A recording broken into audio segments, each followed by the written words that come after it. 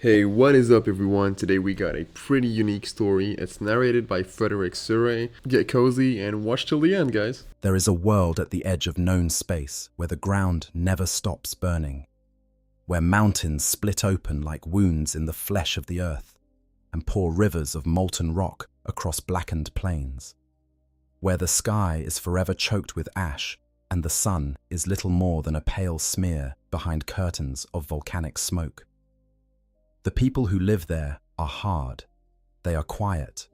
They build their homes knowing the earth will swallow them. They raise their children knowing the fire will test them. And they endure generation after generation because endurance is all they have ever known. This world is called Nocturne, and from its fire, from its ash, from the anvil of its impossible cruelty, came a being so powerful, so resilient, and so deeply, fundamentally human that 10,000 years of warfare, betrayal, torture, and death could not break him. His name is Vulkan, Primarch of the Salamanders, the Lord of Drakes, the Hammer of Salvation, and by every meaningful measure the law has given us, he is the strongest of the Emperor's 20 sons. Now, when we talk about strength in the world of Warhammer 40,000, we need to be careful about what we mean, because these are the Primarchs we are discussing. 20 demigods engineered from the genetic material of the Emperor of mankind himself, each one designed to be a general, a conqueror, a leader of legions. Every single one of them could crush a tank with their bare hands. Every single one of them could fight for days without rest, shrug off wounds that would kill a platoon of normal soldiers, and lead armies that numbered in the hundreds of thousands. So when we say that Vulkan was the strongest, we are not making a small claim. We are saying that among 20 of the most powerful beings the galaxy has ever produced, one stood above the rest in raw physical might. And here is the thing that makes Vulkan so fascinating, so compelling, so worthy of the time we are about to spend together. His strength was never the most interesting thing about him. In a universe defined by war, by cruelty, by the slow, grinding decay of everything good and noble, Vulkan was something almost impossible. He was kind. He cared about ordinary people. He built things not just to destroy, but to protect. He looked at the galaxy and saw not just enemies to be crushed, but lives to be sheltered. And that combination, that marriage of absolute physical supremacy and genuine, heartfelt compassion, is what makes him unlike any other Primarch in the setting. So settle in. Get comfortable, because we are going to spend a long time with the Lord of Drakes tonight. We are going to walk the burning plains of Nocturne. We are going to stand in the forge fires where he learned his craft. We are going to witness the moment his father found him, watch him lead his legion across the stars, and follow him into the darkest chapters of his long, long life. We are going to talk about betrayal and torture, about death and resurrection, about the weight of immortality and the price of being the one person in the universe who simply cannot die. And by the end, I think you will understand why so many fans of this setting hold a special place in their hearts for the big, green blacksmith who just wanted to protect people. Let us begin where all stories of the Primarchs begin, before the suns, born before the legions, before the great crusade that would stretch the Imperium of man across 1,000,000 worlds. Let us begin with the Emperor's grand design and the catastrophe that scattered it to the stars. Deep beneath the Himalayan mountains on ancient Terra, in laboratories so secret that perhaps only a handful of beings in the entire galaxy knew of their existence, the Emperor of mankind created his masterwork. 20 genetic templates, 20 superhuman beings grown from altered versions of his own divine genetic code. Each one was designed to embody a particular aspect of the Emperor's own nature. One would be a peerless strategist, another a master of stealth and shadow. One would burn with psychic fire, another would be an administrator without equal, and one, the 18th in sequence, would inherit something that set him apart from all his brothers in a way that would not become clear for thousands of years. He would inherit the Emperor's own immortality, his capacity for endless regeneration, his nature as a perpetual. But before any of these sons could be raised, before they could be taught and trained and given command of the legions that bore their genetic imprint, disaster struck. The chaos gods, those malevolent intelligences that dwell in the hell dimension called the warp, reached through reality and tore the infant Primarchs from their gestation pods.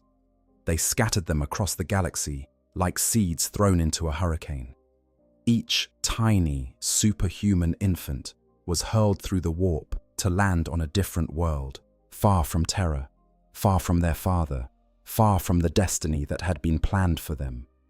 The 18th son fell through fire.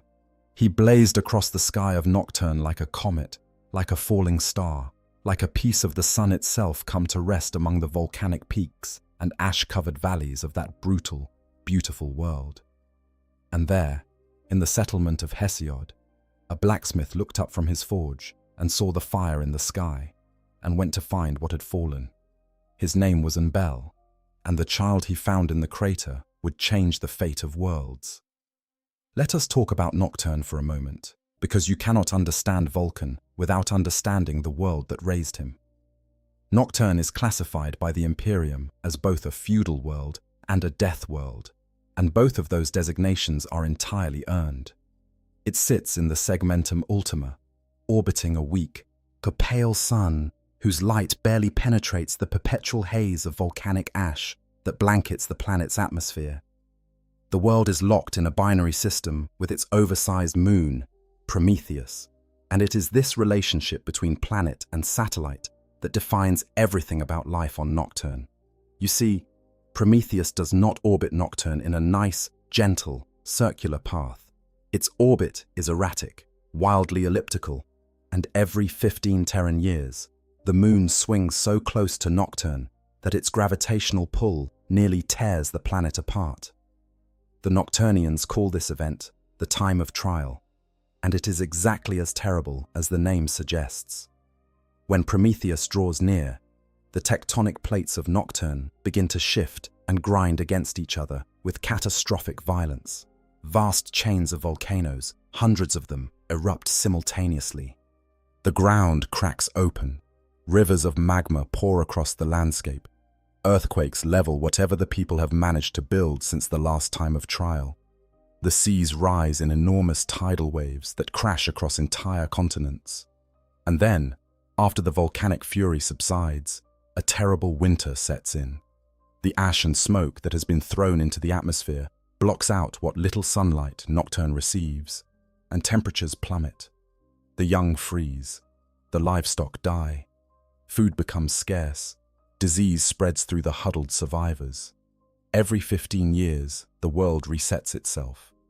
Everything the people of Nocturne have built is tested against the planet's fury, and much of it fails. And then they start over again. They rebuild. They replant. They reforge.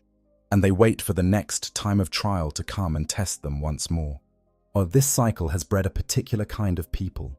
The Nocturnians are, by necessity, among the hardiest and most resilient humans in the galaxy. They are stoic, pragmatic, and deeply communal.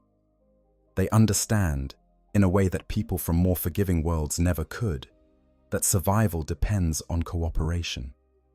That the person standing next to you is not a competitor, but a partner in the endless struggle against a world that is actively trying to kill everyone on it. This has given Nocturnian culture a profound respect for life, for craftsmanship, for the bonds between people, and for the concept of self-sacrifice. The land itself, for all its hostility, has also given the Nocturnians gifts. The constant volcanic activity churns up rare minerals and precious stones from deep within the planet's crust. These resources have made the Nocturnians skilled miners, and more importantly, exceptional metalworkers. The craft of the forge is sacred on Nocturne, woven into the very fabric of their spiritual and cultural identity. To be a blacksmith on Nocturne is to be a person of consequence, a keeper of essential knowledge, a preserver of tradition. The clang of hammer on anvil is not just the sound of labor, it is the heartbeat of a civilization.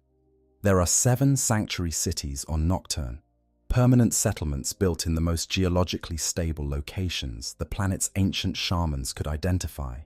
These cities are ringed with stout walls, reinforced with technologies that were later improved by the Imperium, and serve as refuges during the time of trial, when the earthquakes begin and the volcanoes roar. Vast pilgrimages of Nocturnian tribespeople make their way to these cities, seeking shelter behind their walls and void shields until the worst has passed. The names of these cities ring through the lore like the tolling of great bells. Hesiod, sitting on its shoulder of basaltic rock, overlooking the Pyre Desert, is where kings and tribal leaders make their homes. Heliosa, with its gleaming white stone walls, is known for its martial traditions. Epimethus, the ocean-bound settlement, breeds spear fishermen of legendary accuracy. Each city has its own character, its own traditions, its own contribution to the broader culture of Nocturne. And looming over all of it, dominating the landscape with its impossible scale, stands Mount Deathfire, the largest and most active volcano on Nocturne. Mount Deathfire is sacred to both the planet's native people and the Space Marines who would eventually call it home. Its caldera and lava pits are used in rituals of ascension and memorial. Beneath its surface lies a vast labyrinth of caverns and tunnels that dates back to before recorded history, a subterranean realm so extensive that no one has ever mapped its entirety. Some believe that Vulkan himself explored every passage. Others believe that secrets are still hidden in those fiery depths, waiting to be found. The radiation from Nocturne's geological activity has had a pronounced effect on the planet's biosphere. Most life on Nocturne has developed a dark, obsidian-like coloration, an adaptation to the extreme levels of stellar and volcanic radiation. This includes the human population. The people of Nocturne have coal-black skin and eyes that glow with a distinctive red luminescence, a mutation that allows them to perceive infrared light. This is not a sign of corruption or taint. It is simply what happens when human beings live for generations on a world where the ground glows with heat and the air shimmers with radiation. It is adaptation, it is survival, and it is one of the reasons the Salamander's Space Marines, who recruit exclusively from Nocturne, have their distinctive appearance, onyx dark skin and burning red eyes, marking them as sons of the fire. This is the world that caught the falling star. This is the anvil upon which Vulkan would be forged. And Bel was a large man, muscular in the way that blacksmiths always are, with forearms, like slabs of iron, and hands that had been shaped by decades of working the forge.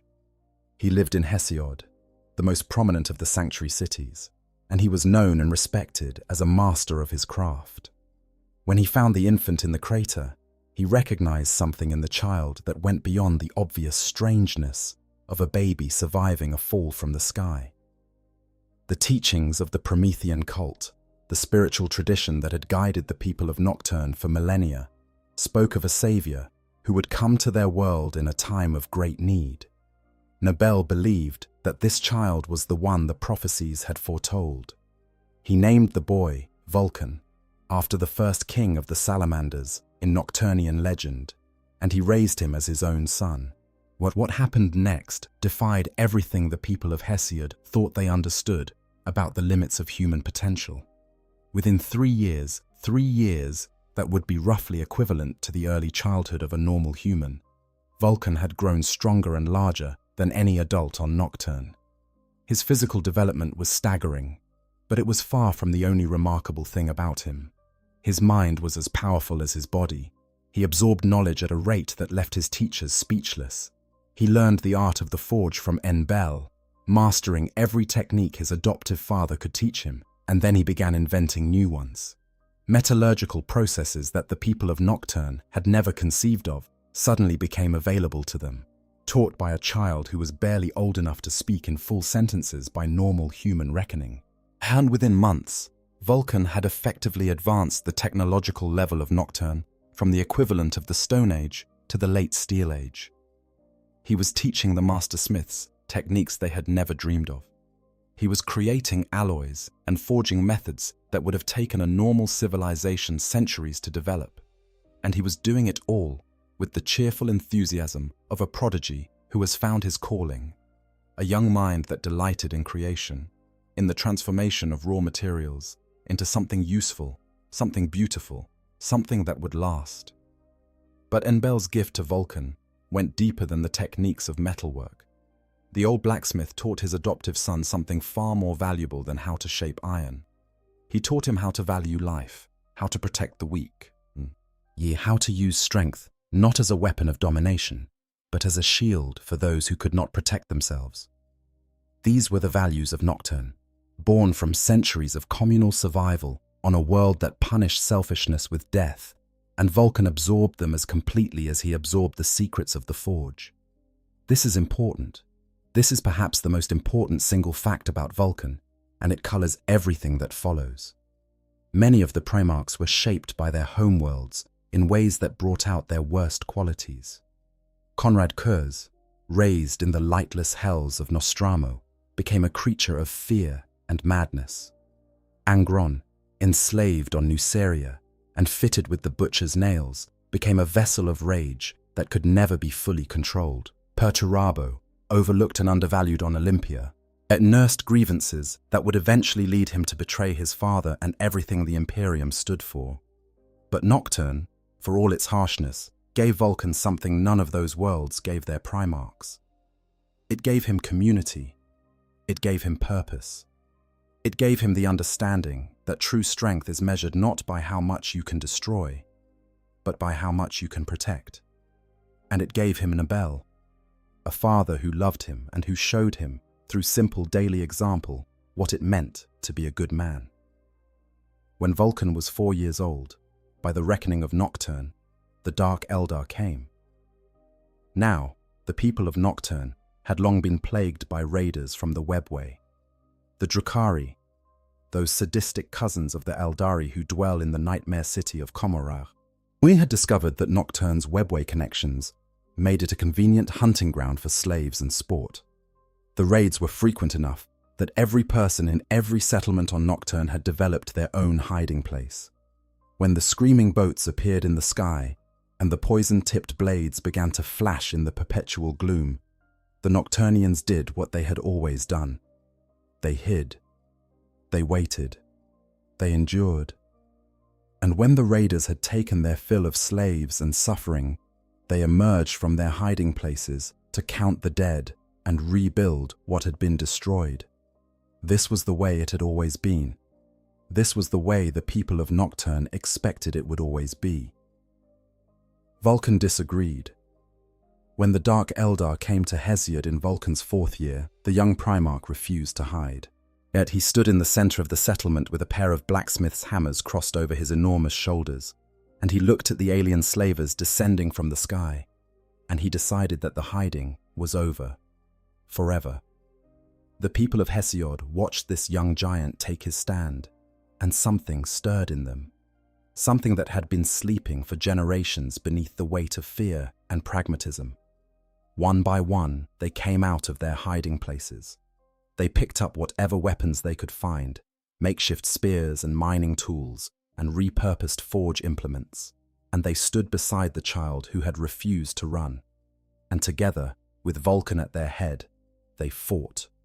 The battle was decisive. The Dark Eldar, accustomed to raiding an unresisting population, were completely unprepared for organized resistance led by a being of Primarch-level power. Vulkan alone killed 100 of the aliens that day, his smithing hammers crushing Xeno skulls and alien armor with equal ease. The raiders were routed, driven back to their webway portals, and the people of Hesiod stood in the aftermath of battle and realized that something fundamental had changed. Word spread quickly. Within weeks, the leaders of all 7 sanctuary cities had traveled to Hesiod to meet the young warrior who had accomplished what no one on Nocturne had ever dared to attempt. They came expecting to find a brute, a savage who had simply been lucky enough to catch the raiders off guard. What they found instead was a thoughtful, articulate, deeply principled young man who spoke not of conquest or revenge, but of community. as of self-reliance, of the duty that the strong owe to the weak. And one by one, they pledged their loyalty to him. They swore that never again would the people of Nocturne hide from the raiders. Never again would they cower in darkness while their neighbors were dragged away in chains. Vulkan had not just won a battle, he had transformed a culture. He had taken a people defined by endurance and survival and given them something new. He had given them the will to fight back. In celebration of this victory, a great tournament was organized. The people of Nocturne gathered from across the planet to compete in tests of strength, endurance, intellect, and craftsmanship. It was meant to be a celebration of what they had achieved, a demonstration of the new spirit that Vulkan had awakened in them.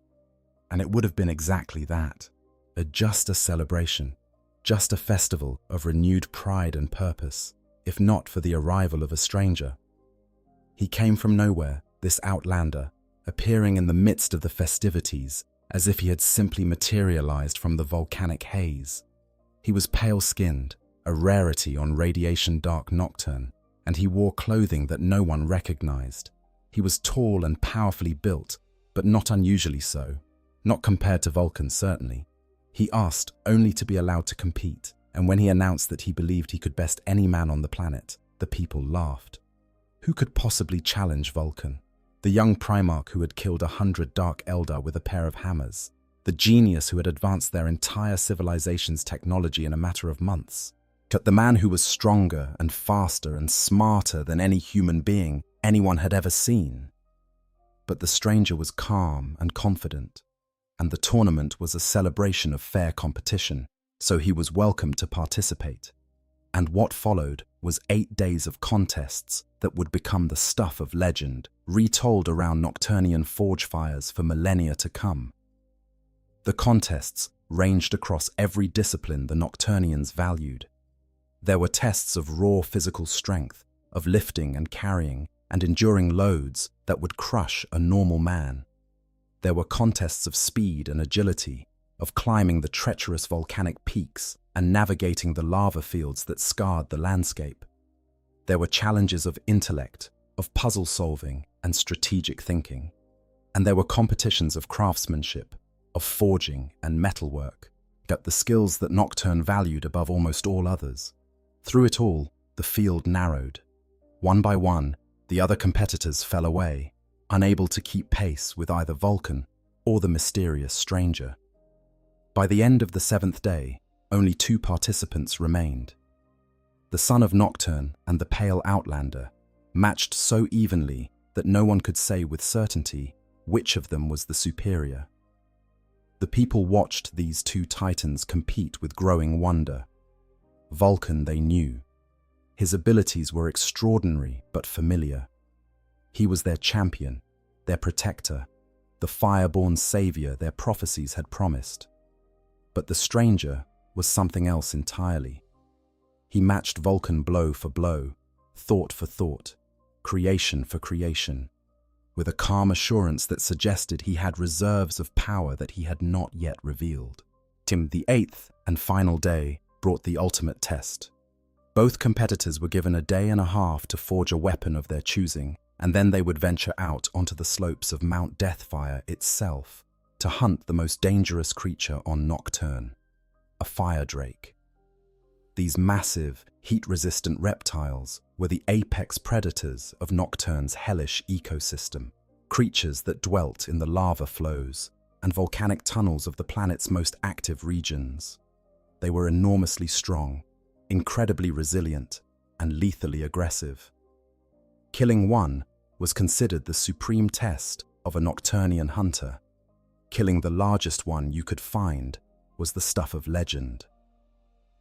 Vulkan and the stranger worked through the night at their forges, neither pausing to rest. The ring of hammer on metal sang through the darkness, 2 rhythms interweaving like a conversation conducted in steel and fire. When they emerged at the appointed hour, Vulkan carried a massive warhammer of his own design, a weapon of devastating power and elegant construction.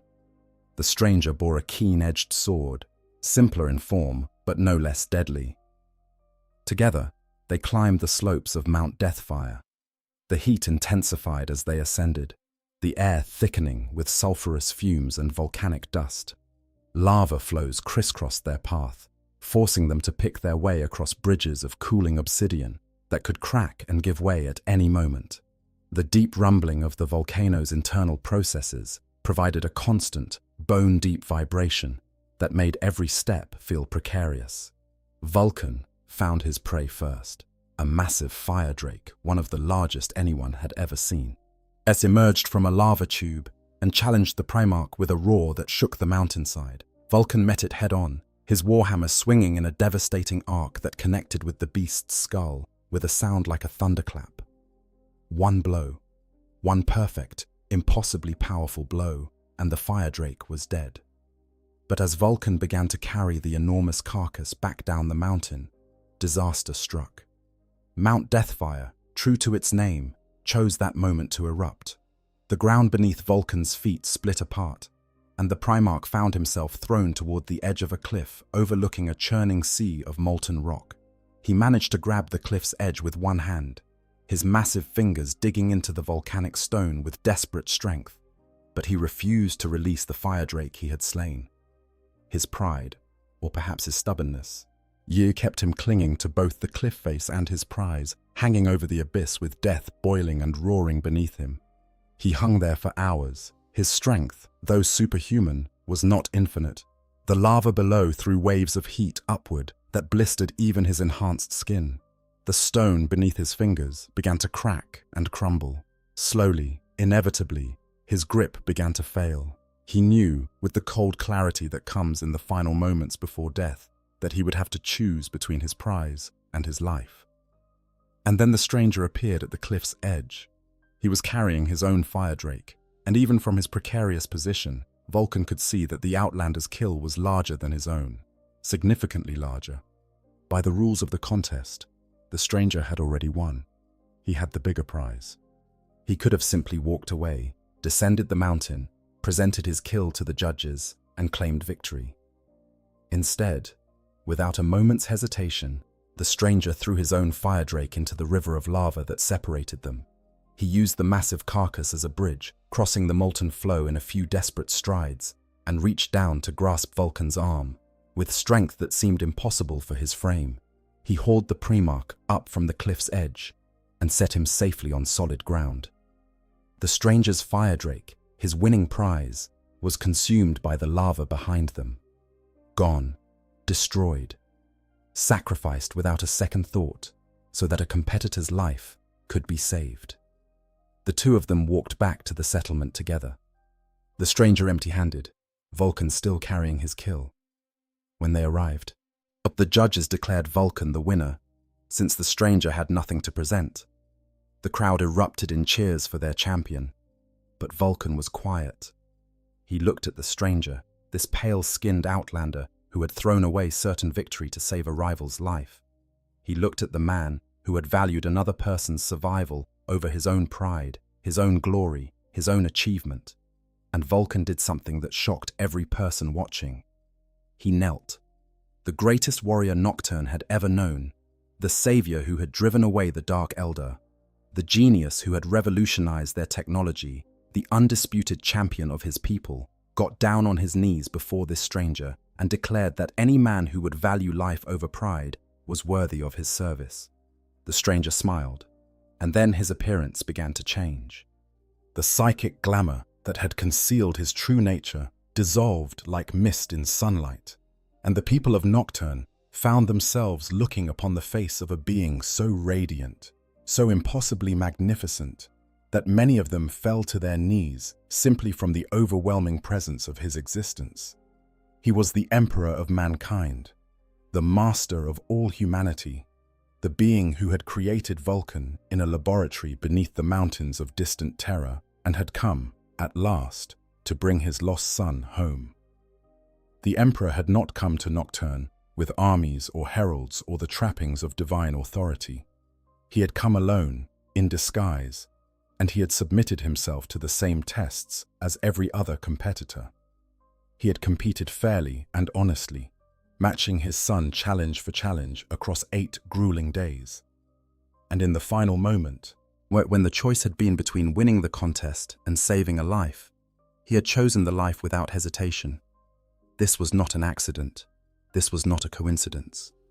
The Emperor had engineered this entire encounter to reveal something essential about his own character to Vulkan, to show his son, through action rather than words, what kind of leader he was. And it had worked perfectly. Vulkan had seen in the stranger exactly the qualities he valued most: compassion, selflessness, the willingness to sacrifice personal glory for the sake of another, and he had submitted to those qualities freely and willingly. It was perhaps the most elegant and humane of all the Emperor's reunions with his scattered sons. Where other Primarchs had been won over by demonstrations of military power or political maneuvering, nor the simple, overwhelming force of the Emperor's psychic presence, Vulkan was won over by an act of kindness, by a choice, by the demonstration that power and compassion were not contradictions, but complements. In remembrance of this moment, in honor of the contest on the slopes of Mount Deathfire, and the great reptile that had played such a pivotal role in bringing father and son together, Vulkan renamed his legion. They had been called the Dragon Warriors, these space marines who carried his genetic legacy. From that day forward, they would be known as the Salamanders. Now, something fascinating happened after Vulkan's reunion with the Emperor, something that sets him apart from many of his brother Primarchs. Most of the sons, upon being discovered, were immediately given command of their legions and sent out on the Great Crusade. Some had to adjust quickly, learning on the fly how to command tens of thousands of superhuman warriors while simultaneously waging war across the stars. But Vulkan's integration was more deliberate, more patient. For a time, possibly several years, Vulkan did not take direct command of the 18th Legion. Instead, he remained at the Emperor's side, studying under his father, learning not just the arts of war, but the broader vision that the Great Crusade was meant to serve. This period of tutelage is significant because it deepened the bond between father and son in a way that few other Primarchs experienced. Vulkan came to understand the Emperor's vision for humanity not as an abstract ideal, but as a personal mission, something he had been taught face to face in quiet conversations and shared moments of reflection. When Vulkan was finally reunited with his legion, it was at the head of a fleet carrying 3,000 recruits from Nocturne. Fresh blood for a legion that had been fighting the Emperor's wars since long before its genetic father was found. The Salamanders had originally been formed from Terran stock, drawn from the population of Earth itself, and these veteran warriors had developed their own traditions and identity during the years they had fought without a Primarch to lead them. Vulkan was wise enough to respect what they had built. He honored their experience, valued their counsel, and made a conscious effort to integrate the Nocturnian culture he had brought with him into the existing fabric of the Legion rather than simply overwriting it. Under Vulkan's leadership, the Salamanders were reordered and rearmed. Their headquarters was established on Prometheus, Nocturne's oversized moon, where a fortress monastery was constructed that could rival any Legion stronghold in the Imperium. The moon's relative geological stability made it a far better choice for a permanent base than Nocturne itself, where even the strongest fortifications were subject to the planet's periodic rages. But while Prometheus served as the Legion's administrative and military center, Nocturne remained its spiritual home. The Salamanders recruited exclusively from its hardy population, and the cultural traditions of the planet, its respect for craftsmanship, its communal values, its emphasis on self-reliance and self-sacrifice, became the bedrock upon which the Legion's identity was built. This identity crystallized around a spiritual framework that Vulkan himself developed, drawing on the myths and legends of Nocturne. It was called the Promethean Creed, and it would become one of the defining characteristics of the Salamanders for the next 10,000 years. At its heart, the Promethean Creed taught that strength was meaningless without purpose, that power carried an obligation to protect, and that the measure of a warrior was not how many enemies he had destroyed, but how many innocent lives he had preserved. It also incorporated the Nocturnian concept of the Circle of Fire, a belief in death and rebirth that held that all things were cyclical, that endings were also beginnings, that destruction could be the precursor to creation. These were unusual beliefs for a Space Marine Legion. And in an era where many of the Primarchs viewed ordinary humans as little more than resources to be expended in the service of the Imperium's expansion, Vulkan insisted that his warriors remember who they were fighting for. Not for abstract ideals of conquest, not for personal glory or the accumulation of territories marked on a star chart, but for people, for the farmers and craftsmen and children who lived on the worlds the Imperium claimed. The Salamanders were taught that protecting those people, even at the cost of strategic advantage, even at the cost of lives within the Legion itself, was their highest calling. This philosophy was tested repeatedly during the Great Crusade, and it brought Vulkan into conflict with some of his brothers. The most notable of these conflicts occurred on a world designated by the Imperium as 1546, known locally as Haratan. The Salamanders were deployed alongside the Night Lords, led by their Primarch Conrad Kurz, to bring the world into compliance. From the very beginning, the two Primarchs operated with diametrically opposed philosophies. Vulkan gave constant orders to minimize civilian casualties, adjusting his battle plans to avoid populated areas whenever possible, accepting higher risk and slower progress in exchange for the preservation of innocent lives. Look, I just want to take a quick second here to say something from me personally. Out of every single Primarch I have covered or researched for this channel, Vulkan hits different. And I think the reason is pretty simple. Every other Primarch is cool because of what they can do. Vulkan is cool because of who he chooses to be. That distinction matters to me. Yeah, I've got 20 demigods running around the galaxy, and most of them define themselves by their combat record or their tactical genius or how many worlds they conquered. Vulkan defines himself by how many people he saved. That is rare in this setting. That is rare in fiction, period. And honestly, it is one of the reasons I keep coming back to 40k lore in the first place, because buried underneath all the grimdark and the war and the over-the-top misery, you get those moments of genuine humanity that just catch you off guard. Vulkan is basically a Vulcan version of that feeling. But anyways, that's just my 2 cents. Let's get back to the video. Kurz, by contrast, used terror as his primary weapon. The Night Lords slaughtered, tortured, and mutilated the civilian population to break the enemy's will to resist, a tactic that was brutally effective but morally abhorrent to Vulkan. Yet the tension between the two brothers escalated throughout the campaign. Vulkan was horrified by the atrocities the Night Lords committed, seeing in their methods everything he believed the Great Crusade should stand against. This was not bringing worlds into the Emperor's light. This was drowning them in blood and fear. When Vulkan discovered that the Night Lords had massacred the entire civilian population of a settlement that had already been designated for peaceful integration, the rift between the two Primarchs became irreparable. The events on Karatan planted seeds of enmity between Vulkan and Kurz that would bear terrible fruit in the years to come. Kurz, who saw himself as an instrument of justice rather than cruelty, perceived Vulkan's moral objections as naive hypocrisy. After all, Kurz would later argue, the Salamanders used flamers, melter weapons, and Volkite rays, weapons that burned their targets alive. Was that really so different from what the Night Lords did?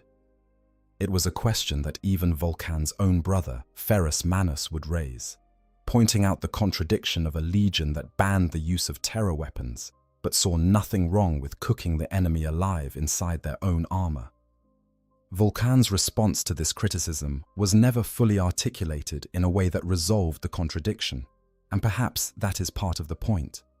The Primarchs were not perfect beings. They were designed for war, and war is inherently a violent, messy, morally compromised enterprise.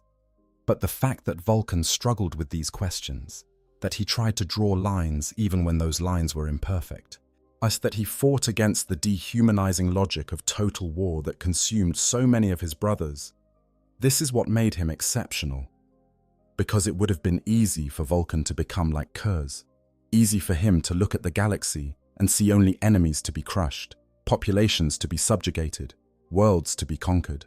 He had the strength for it. He had the power. He was, after all, the physically strongest Primarch ever created, a being who could overturn Space Marine battle tanks with his bare hands, whose warhammers were so heavy that fully armored Terminator Marines could not lift them.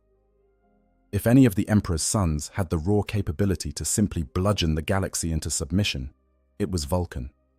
But he chose not to.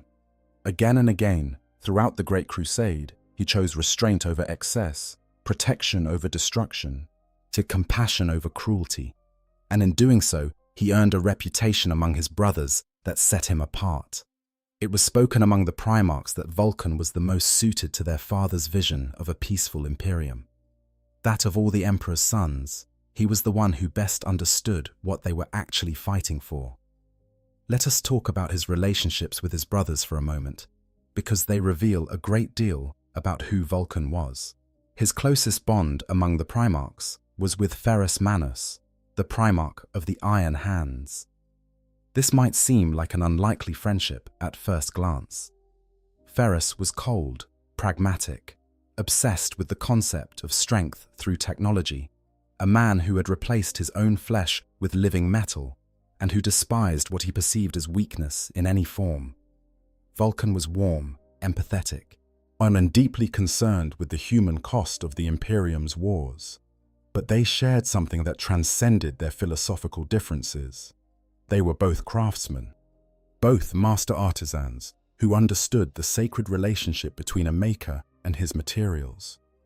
They recognized in each other a kindred spirit, a brother who understood the joy of creation in a way that most of their siblings, who were primarily warriors and conquerors, simply could not. The two Primarchs exchanged gifts of their craft. Ferrus created a unique directed energy weapon called the Furnace's Heart and gave it to Vulkan, a baroque, elegant piece of weaponry that fired charged shells capable of producing devastating laser-like blasts. Vulkan, in turn, forged a mighty bolter for Ferrus. These exchanges were more than simple courtesies. They were expressions of mutual respect between two masters of their art, acknowledgements that the other's skill was worthy of admiration. During sparring matches with his brothers, a telling detail emerged about Vulkan's character. He deliberately held back. The other Primarchs knew this. They could sense it in the way he pulled his blows, the way he moderated his grip, the care he took to avoid injuring them during what were supposed to be friendly contests of skill. Vulkan held back because he was afraid of hurting his brothers, because his strength was so far beyond the norm, even by Primarch standards, that he could not fully unleash it without risking serious harm to beings who were themselves among the most powerful creatures in the galaxy. Think about what that means.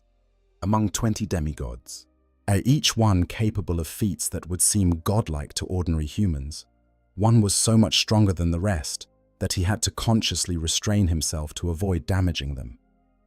The books are explicit about this. Multiple Primarchs have acknowledged that Vulkan was the physically strongest among them. In the novel collection Age of Darkness, a Salamander's legionnaire describes his Primarch's strength and fortitude as unrivaled, noting that while Ferrus Manus might have been comparable, with Ferrus dead, the argument was settled.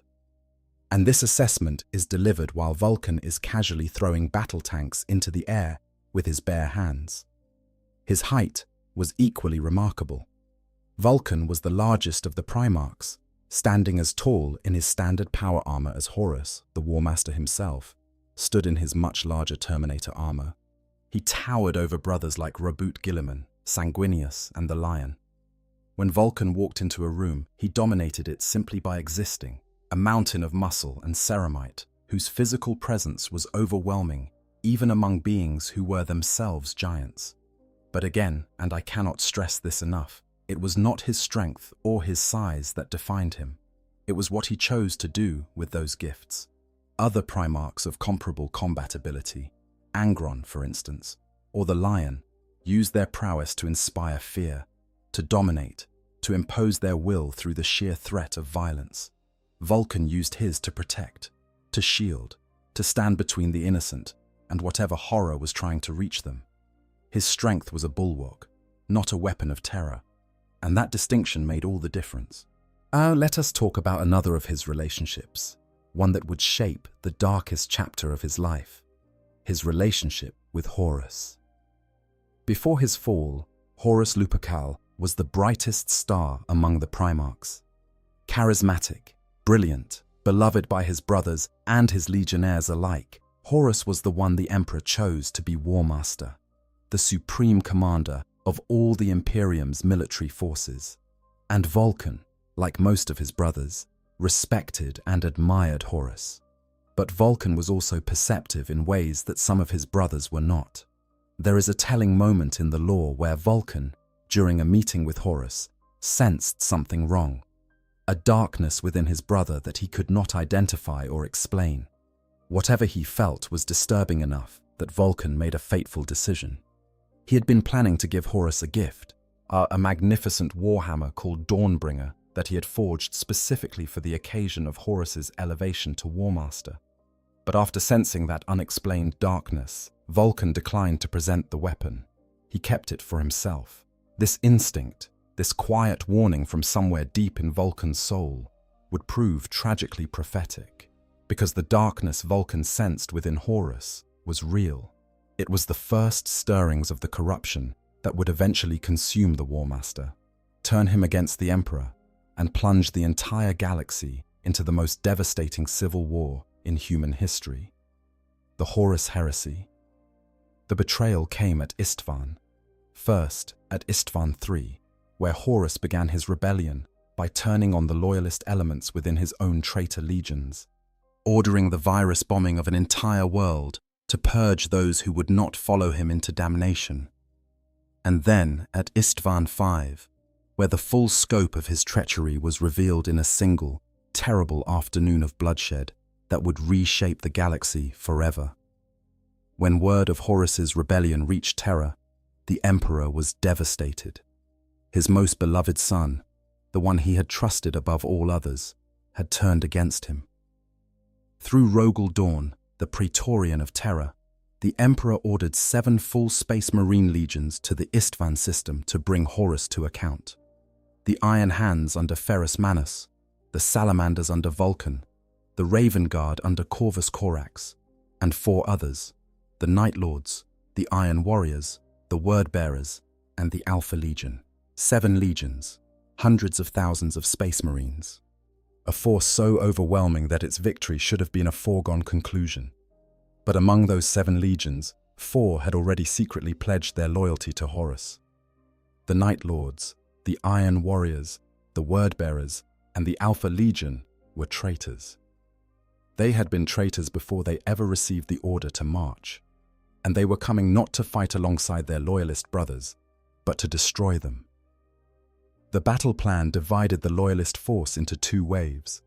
The first wave, comprising the Iron Hands, the Salamanders, and the Raven Guard, would make planetfall on Istvan V and engage the known traitor forces directly. The second wave, the 4 secretly traitorous legions, would land behind them as reinforcements, completing the hammer and anvil that would crush Horus's rebellion. That was the plan. The reality was a slaughter. Vulkan sensed that something was wrong even before the first drop pods left the fleet. He and Corax both noticed the troubling absence of the traitor fleets from the system's void. Where were the enemy ships? Why had they seemingly withdrawn, leaving Horus's ground forces unsupported? It felt like a trap. Both Primarchs urged caution, but Ferrus Manus, burning with rage over Fulgrim's personal betrayal of their friendship, would hear none of it. The Gorgon demanded immediate attack, and his fury was so intense that it overrode the more measured counsel of his brothers. The first wave hit the planet like a hammer blow. Thousands of drop pods and gunships screamed down through the atmosphere, depositing tens of thousands of Space Marines into the volcanic badlands of Istvan V's Urgal Depression, where Horus had concentrated his forces. The battle that followed was savage beyond description. Ferrus Manus drove straight for the center of the traitor lines, his rage carrying him and his elite Morlock Terminators deep into the enemy position. Vulkan hit the left flank, his salamanders bringing their signature weapons to bear, flamers and melters, and the heavy thunder of forge-crafted warhammers. Corax struck the right, his Raven Guard using their speed and precision to exploit gaps in the traitor defenses. The fighting was brutal. Close quarters combat between space marines, brothers fighting brothers, the close-range savagery of bolt and blade conducted by warriors who had once fought side by side. Vulkan waded through the carnage with Dawnbringer, that magnificent warhammer he had once intended for Horus, and now swinging it against the forces of his brother's betrayal. The salamanders fought with a fury born of righteous outrage, their flamers scorching the trenches and fortifications the traitors had prepared. The traitors responded with everything they had. A pinpoint artillery strike targeted Vulkan's position directly, a barrage that would have killed anything short of a Primarch. It barely fazed him. He shrugged off the bombardment and pressed forward, Dawnbringer rising and falling with terrible precision, each swing crushing traitor armor and the bodies within it. The Fire Drakes, Vulkan's elite personal guard, fought at his side, their Terminator armor gleaming with reflected fire as they carved a path through the enemy positions. For a time, it seemed like the Loyalists might actually prevail, and despite the ferocity of the traitor defense, the combined might of 3 loyal legions was pushing them back. The World Eaters retreated. Mortarion and his Death Guard pulled back under intensifying artillery bombardment. The Loyalists consolidated their gains and prepared to link up with the second wave, the reinforcements that were now landing at the drop site behind them. Fresh troops, ammunition, medical support, everything the battered first wave needed to finish the job. Vulkan and Korax ordered their forces to pull back, to consolidate at the landing zone, and allow the warriors of the second wave to share in the final push to victory. Their legionnaires, bloodied but unbroken, began the withdrawal. They sent Vox hails requesting medical aid and resupply. The signals went unanswered. The newly arrived legions stood in silent ranks along the northern ridge, thousands upon thousands of space marines in the colors of the Night Lords, the Iron Warriors, the Word Bearers, and the Alpha Legion. They did not respond to the Vox hails. They did not move to assist their brothers. They simply stood there, watching, as the exhausted loyalists stumbled toward what they believed were friendly lines. 100 meters. That was how close the Salamanders and Raven Guard came to the second wave before the trap was sprung. A single flare rose from the Black Fortress where Horus had made his command post. It exploded in the sky like a wound, casting everything below in a hellish red glow. And then the guns of 4 traitor legions opened fire. The Loyalists were caught in a kill zone, traitors ahead and behind. The hammer of Horus's original forces and the anvil of the 4 newly revealed turncoats. The Salamanders, the Iron Hands, and the Raven Guard were engulfed in a storm of bolter fire and explosive ordnance that defied comprehension. Brothers they had trusted, legions they had fought alongside for decades, turned their weapons on them without warning, without mercy, without the slightest hesitation. The slaughter was horrific.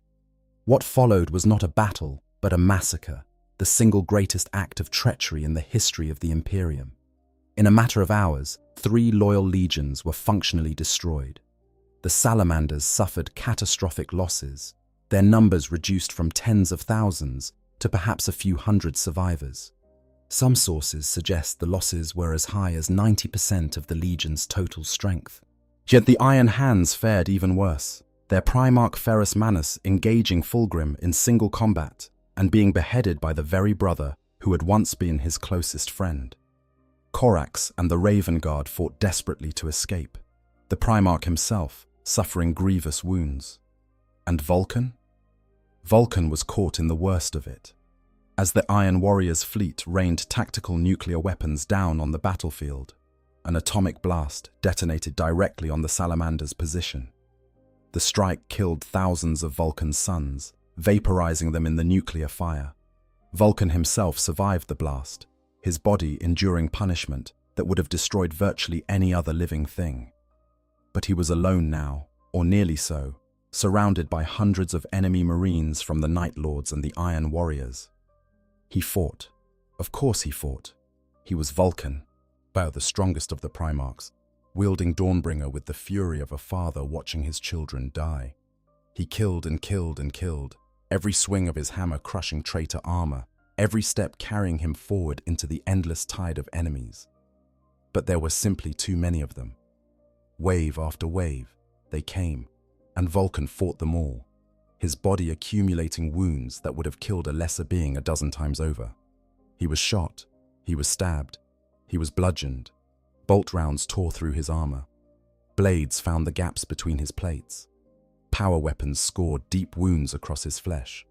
And still he fought, because Vulkan was a being who did not know how to surrender, who had never learned the language of capitulation, who would rather die on his feet than live on his knees. Eventually, inevitably, but the sheer weight of numbers overwhelmed even a Primarch's strength.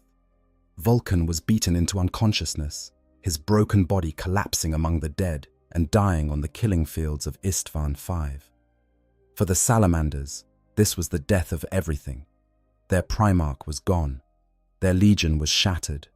The Great Crusade, the noble enterprise that had carried them across the stars in the Emperor's name, was revealed to be built on a foundation of betrayal so vast that it defied comprehension. They became one of the shattered legions, broken remnants of once proud forces, scattered and leaderless, fighting desperate guerrilla campaigns against an enemy that outnumbered them 100-1. But Vulkan was not dead. He should have been. By every reasonable measure, he should have died on Istvan V, or joining his brother, Ferrus Manus, in whatever afterlife awaited the sons of the Emperor. But Vulkan was not like his brothers. He had inherited something from his father that none of the others possessed, a gift that he himself did not yet understand, a secret encoded in his very cells that would transform his life into something far more terrible and far more enduring than a simple death on a battlefield could ever be. Konrad Curze found him, the Night Haunter, the Primarch of the Night Lords, the master of fear and shadow and pain, looked upon the broken body of his fallen brother and saw an opportunity too delicious to waste. While the rest of the traitor legions celebrated their victory and prepared for the long march to terror, Curze had Vulkan's unconscious body dragged aboard his flagship in chains. Or the Lord of Drakes was about to discover what it meant to be immortal. Imagine waking in darkness, not the comfortable darkness of a bedroom at night, where you know that familiar walls surround you and the morning will come, but a total, absolute darkness, the darkness of a prison cell built by a being who understands, with an artisan's precision, exactly how to make a space feel like the inside of a coffin. Imagine discovering that you cannot move, that massive chains, forged specifically to hold a Primarch, bind your limbs and torso, that the cell around you was not built by just anyone, but was designed by Perturabo, the Primarch of the Iron Warriors, the greatest siege engineer in the galaxy, a mind that could construct prisons as masterfully as he constructed fortresses. Imagine hearing a voice in the darkness, and a voice that sounds like breaking glass and rusted metal, a voice that carries the weight of madness and the precision of a surgeon, a voice that tells you, with calm and terrible certainty, that you are going to suffer, and that the suffering will never end. This was Vulkan's reality when he awoke aboard Curze's flagship after the massacre at Istvan V. The months that followed were a descent into a horror so profound that it is difficult to convey in words. Konrad Curze, the Night Haunter, was not simply a torturer. He was an artist of pain, a philosopher of suffering, a being who had spent his entire life studying the relationship between fear and control, between agony and submission. And in Vulkan, he had found the ultimate subject for his experiments. The tortures began simply enough by the standards of a being like Curze, or physical pain, the breaking of bones, the tearing of flesh, the application of flame and acid and blade to a body that, by all rights, should have succumbed to any one of these torments. But Vulkan did not succumb. His body endured, his wounds healed, and Curze, fascinated and increasingly frustrated, escalated his methods. He burned Vulkan alive. Vulkan died. And then he woke up again. Curze crushed Vulkan's skull. Vulkan died. And then he woke up again. Curze subjected Vulkan to torments so extreme that the details are left deliberately vague in the lore, the implication being that they were too terrible to describe. Vulkan died, over and over and over again, and every single time his body regenerated. His cells repaired themselves with a speed and completeness that defied medical science. His flesh knit back together. His bones reformed. His organs restored themselves to full function. No matter what Kersey did to him, no matter how thoroughly he destroyed Vulkan's physical form, the Primarch of the Salamanders simply came back. It was in this crucible of endless death and resurrection that Vulkan discovered the truth about himself. He was a perpetual. Like his father, the Emperor, Vulkan possessed a form of immortality that went beyond the enhanced healing abilities common to all Primarchs. He could regenerate from any injury. He could return from any death. Even total molecular disintegration, the complete destruction of his physical body down to its component atoms, could not prevent his resurrection. He was, in the most absolute sense of the word, unkillable. For most people, immortality sounds like a gift, a blessing, the ultimate prize. But in the hands of Conrad Kersey, Vulkan's immortality became the most exquisite curse imaginable. Because Kersey could not kill Vulkan, he could never run out of things to do to him.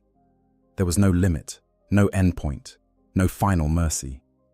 The suffering could continue forever, an infinite loop of death and rebirth and death again, each cycle a fresh canvas on which the Night Haunter could paint his masterpieces of agony. And through it all, Kersey had a purpose beyond simple sadism. The Night Haunter believed, with the fanatical conviction of the truly insane, that every being in the universe was capable of cruelty, that the thin veneer of civilization and morality that people like Vulkan wore was nothing more than a mask, a comfortable lie that hid the monster lurking beneath.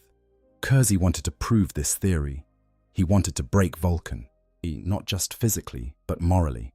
He wanted to strip away the Promethean creed, the compassion, the humanity, and reveal the savage animal that he was convinced lurked inside every living thing. To this end, Kersey devised tortures that targeted Vulkan's conscience as much as his body. He forced Vulkan into a battle machine that killed captured Imperial Army soldiers and Raven Guard Marines, while Vulkan was helpless to prevent it. He presented Vulkan with impossible choices, situations designed to make the Salamander's Primarch complicit in the deaths of innocents, no matter what he decided. He tried, with devilish ingenuity, to create circumstances in which Vulkan would be forced to act against his own principles, to kill a brother, to abandon a comrade, to choose his own survival over the lives of others. And there was one moment, one terrible, brilliant, heartbreaking moment, when Kersey planted a vision in Vulkan's mind. Using Davenite psychers, the Night Haunter created an elaborate hallucination in which Korax and a team of Raven Guard appeared to rescue Vulkan from his prison. The escape was detailed and convincing, a harrowing journey through the bowels of Kersey's ship, fighting Night Lords at every turn, the sweet taste of freedom growing closer with every step. And then, at the climax of the escape, Kersey revealed the truth. The rescue was fake, a psychic illusion. The Raven Guard were not real. Korax was not there. Vulkan had never left his cell. It had all been another game, another layer of torture designed to break his spirit by giving him hope and then snatching it away. But here is the thing about Vulkan. Here is the thing that Kersey, for all his genius for cruelty, never fully understood. Vulkan did not break. He suffered. He screamed. He died more times than either he or Kersey could count. He was driven to the very edge of madness by the relentless, inescapable horror of his captivity. But at his core, in the deepest part of his being, the part that Imbel the blacksmith had shaped with love and patience, and the simple, daily example of a good life lived well, Vulkan remained who he was. He refused to become what Kersey wanted him to be. He refused to surrender his compassion, his sense of duty, his fundamental belief that protecting the innocent was worth any price. At one point during his captivity, Kersey broke down. The Night Haunter, the fearsome lord of the Night Lords, the master of terror whose name made entire civilizations tremble, Mosh lost his composure completely. He raged at Vulkan's corpse during what he had thought was yet another successful killing, screaming his frustration at his brother's refusal to stay dead, at the impossibility of winning a contest against an opponent who could not be defeated by any means available to him. And in a moment of desperate fury, he rammed a fork into Vulkan's chest, into his heart, as if sheer pettiness might accomplish what atomic fire and psychic torture could not. Vulkan's heart stopped, and then it started again. Kersey stared at the fork sticking out of his brother's chest and realized, perhaps for the first time, that he was the one who was trapped, not Vulkan. The Salamander's Primarch was imprisoned, yes, chained and tortured and killed on a daily basis. But Kers was imprisoned too, locked in an obsession that could never be satisfied, pouring his genius and his madness into a project that had no possible resolution. He could not kill Vulkan. He could not break Vulkan. All he could do was keep hurting him, forever, an infinite loop of cruelty that served no purpose and achieved nothing. Eventually, Vulkan did escape. The details are complex and involve a stolen Warhammer with a built-in teleportation beacon, a desperate fight through the corridors of Kurz's ship, and a final leap into the void of space. Vulkan's body burned as he entered the atmosphere of what turned out to be Macragge, the homeworld of Robert Guilliman and the Ultramarines. He fell from orbit, his flesh burning away layer by layer, his body reduced to little more than a skeleton by the heat of atmospheric re-entry. And then he regenerated, because that is what perpetuals do. But Vulkan did not emerge from Kurz's clutches unscathed. The months of torture had done what Kersey intended, at least partially. Vulkan's mind was damaged. He was in a fugue state, confused, disoriented, suffering from a form of madness that made him unpredictable and sometimes dangerous. The Primarch, who had once been the most compassionate and level-headed of the Emperor's sons, was now a wounded, traumatized being, struggling to hold on to his own identity. He was found by Guilliman and brought to Macragge, where the Lord of the Ultramarines and his brothers, the Lion L. Johnson and Sanguinius, were establishing Imperium Secundus, a backup government designed to carry on the Emperor's work in case terror fell to Horus's forces. But Vulkan's madness made him a liability. He was unstable, but his behavior was erratic. At one point, Kurz himself, who had somehow infiltrated Macragge, confronted Vulkan again, and the encounter further destabilized the already fragile Primarch.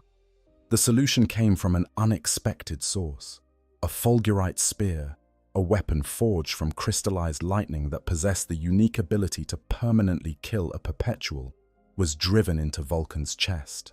The blow killed him, and his body was placed in a stasis capsule crafted by Guilliman himself, inscribed with the words, "Unbound Flame." The intention was to transport Vulkan's remains back to Nocturne, where, according to the Promethean creed, the volcanic fires of his homeworld might restore him. The journey home was long and perilous. A band of surviving salamanders, led by the fiercely devoted first captain Artellus Numion, fought their way through war zones and warp storms to bring their fallen Primarch back to Nocturne. When they finally reached Mount Deathfire, Numion made the ultimate sacrifice. He carried Vulkan's body into the burning heart of the volcano, immolating himself in an act of pure faith, offering his own life to fuel whatever mystical process might bring his Primarch back from the dead. It worked. Vulkan rose from the fires of Mount Deathfire. The madness that had plagued him since his escape from Kurz was burned away, purged by the volcanic fires of his homeworld and the sacrifice of his most loyal son. He was himself again, battered, scarred by experiences that would have broken any lesser being, but whole, sane, and possessed of a new clarity about his purpose. When he emerged from the mountain, he was met by 3 of his legionnaires, Atok Abidemi, Barek Zetos, and Igen Gargo, and beside him he carried 2 objects he had no memory of creating. A thunderhammer called Urdrakule, the most powerful weapon he had ever forged, capable of spitting burning arcs of flame from its core, strong enough to shatter the necrodermis arms of Ferrus Manus, and a small device of intricate construction, a thing of 7 interlocking seals and mechanisms of unprecedented complexity, the talisman of 7 hammers. Vulkan looked at these objects and knew, with a certainty that went beyond memory or logic, that the Emperor had guided his hands in their creation, that his father had been reaching out to him across the galaxy, across the warp, across the gulf between the living and the dead, to ensure that these 2 items existed, because they would be needed soon. At the very heart of the Imperium, Vulkan ordered the 3 legionnaires to return in 3 days, swore them to secrecy about his resurrection, and made a decision that would define the final act of the Horus heresy. He would not rejoin the Salamanders. He would not take back command of his shattered legion and lead them into the wider war. He had come to understand, through the horror of his captivity and the revelation of his perpetual nature, that the Emperor's purpose for him was not to be a general. The Imperium already had enough generals. Vulkan's purpose was something else entirely, something darker, something that only he could fulfill. He was going to Terra, and he was going to install the talisman of 7 hammers into the Golden Throne. The journey was made through the webway, as the ancient network of tunnels through an alternate dimension that the Aeldari had built millennia ago. Vulkan and his 3 companions, now dubbed the Draxward, navigated this treacherous realm with the unlikely assistance of the Aeldari Farseer Eldred Ulthran, passing through satellite realms of the dark Elder city of Komorra, battling enemies at every turn. They emerged battered and diminished but alive, arriving on Terra itself as the siege was already underway. The Emperor was waiting for him. Seated upon the Golden Throne, his vast psychic power the only thing holding shut the breach in the webway that Magnus the Red's catastrophic psychic transmission had torn open, the Emperor of mankind spoke to his 18th son and revealed the full, terrible truth of Vulkan's purpose. The talisman of 7 hammers was a weapon of last resort, a dead man's switch of unimaginable power. Installed into the Golden Throne, it would activate if the throne failed, or if the Emperor died, generating an inferno so vast, so all-consuming, that it would destroy not just the Imperial Palace, not just the continent it sat upon, but the entire planet of Terra. Everything, everyone, billions of lives, millennia of history, the very cradle of human civilization, reduced to atomic ash in a single, world-shattering detonation. This was the Emperor's contingency plan. If Horus won, if the forces of chaos triumphed, if the Imperium fell, then Terra would be denied to the enemy. The throne world would not become a trophy for the dark gods. It would not be corrupted and twisted into a demon world. It's a monument to chaos's victory over everything the Emperor had built. It would simply cease to exist, a scorched void where a planet had once been, a final defiant act of self-destruction that would deny the enemy their greatest prize. And it was Vulkan's duty to activate it. If the moment came, if all hope was lost, the Emperor chose Vulkan for this terrible responsibility precisely because of who Vulkan was. Not despite his compassion, but because of it. The Emperor knew that Vulkan would hesitate, that he would resist, that every fiber of his being would rebel against pressing the switch that would end billions of lives. And that was exactly what was needed. A being who would use this weapon only as the absolute last resort, who would exhaust every other option before condemning a world to death, who would feel the full, crushing weight of the decision rather than making it with cold, mechanical efficiency. Vulkan installed the talisman. He stood guard in the Imperial dungeon, the vast subterranean complex beneath the palace where the Golden Throne sat, and he waited. Outside, the siege of Terra raged. The traitor legions battered themselves against the walls of the Imperial Palace. Demons poured through breaches in reality. The skies burned with the fire of orbital bombardments and the screams of dying ships. And then, Magnus the Red came. The Crimson King, Primarch of the Thousand Suns, now fully corrupted by the chaos god Siench, infiltrated the Imperial dungeon with a contingent of his sorceress warriors. His goal was the Emperor himself, the helpless figure on the golden throne whose psychic power was the only thing preventing the total destruction of Terra's last defenses. Magnus intended to kill his father, to shatter the throne, to open the floodgates of the warp and drown Terra in demonic corruption.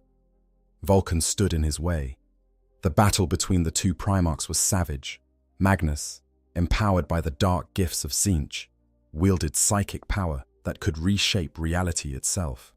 Vulkan, wielding Ur-Draculae in one hand and Dawnbringer in the other, fought with the twin hammer style of a being who had nothing left to lose and everything to protect. When Magnus aimed a killing blow at the Emperor's form upon the throne, Vulkan blocked it. When a decapitating strike threatened Vulkan himself, one of his loyal Draxwad, Eigen Gargo, threw himself into its path, giving his life to save his Primarch. Vulkan, horrified by his son's death and burning with grief and fury, attacked Magnus with everything he had.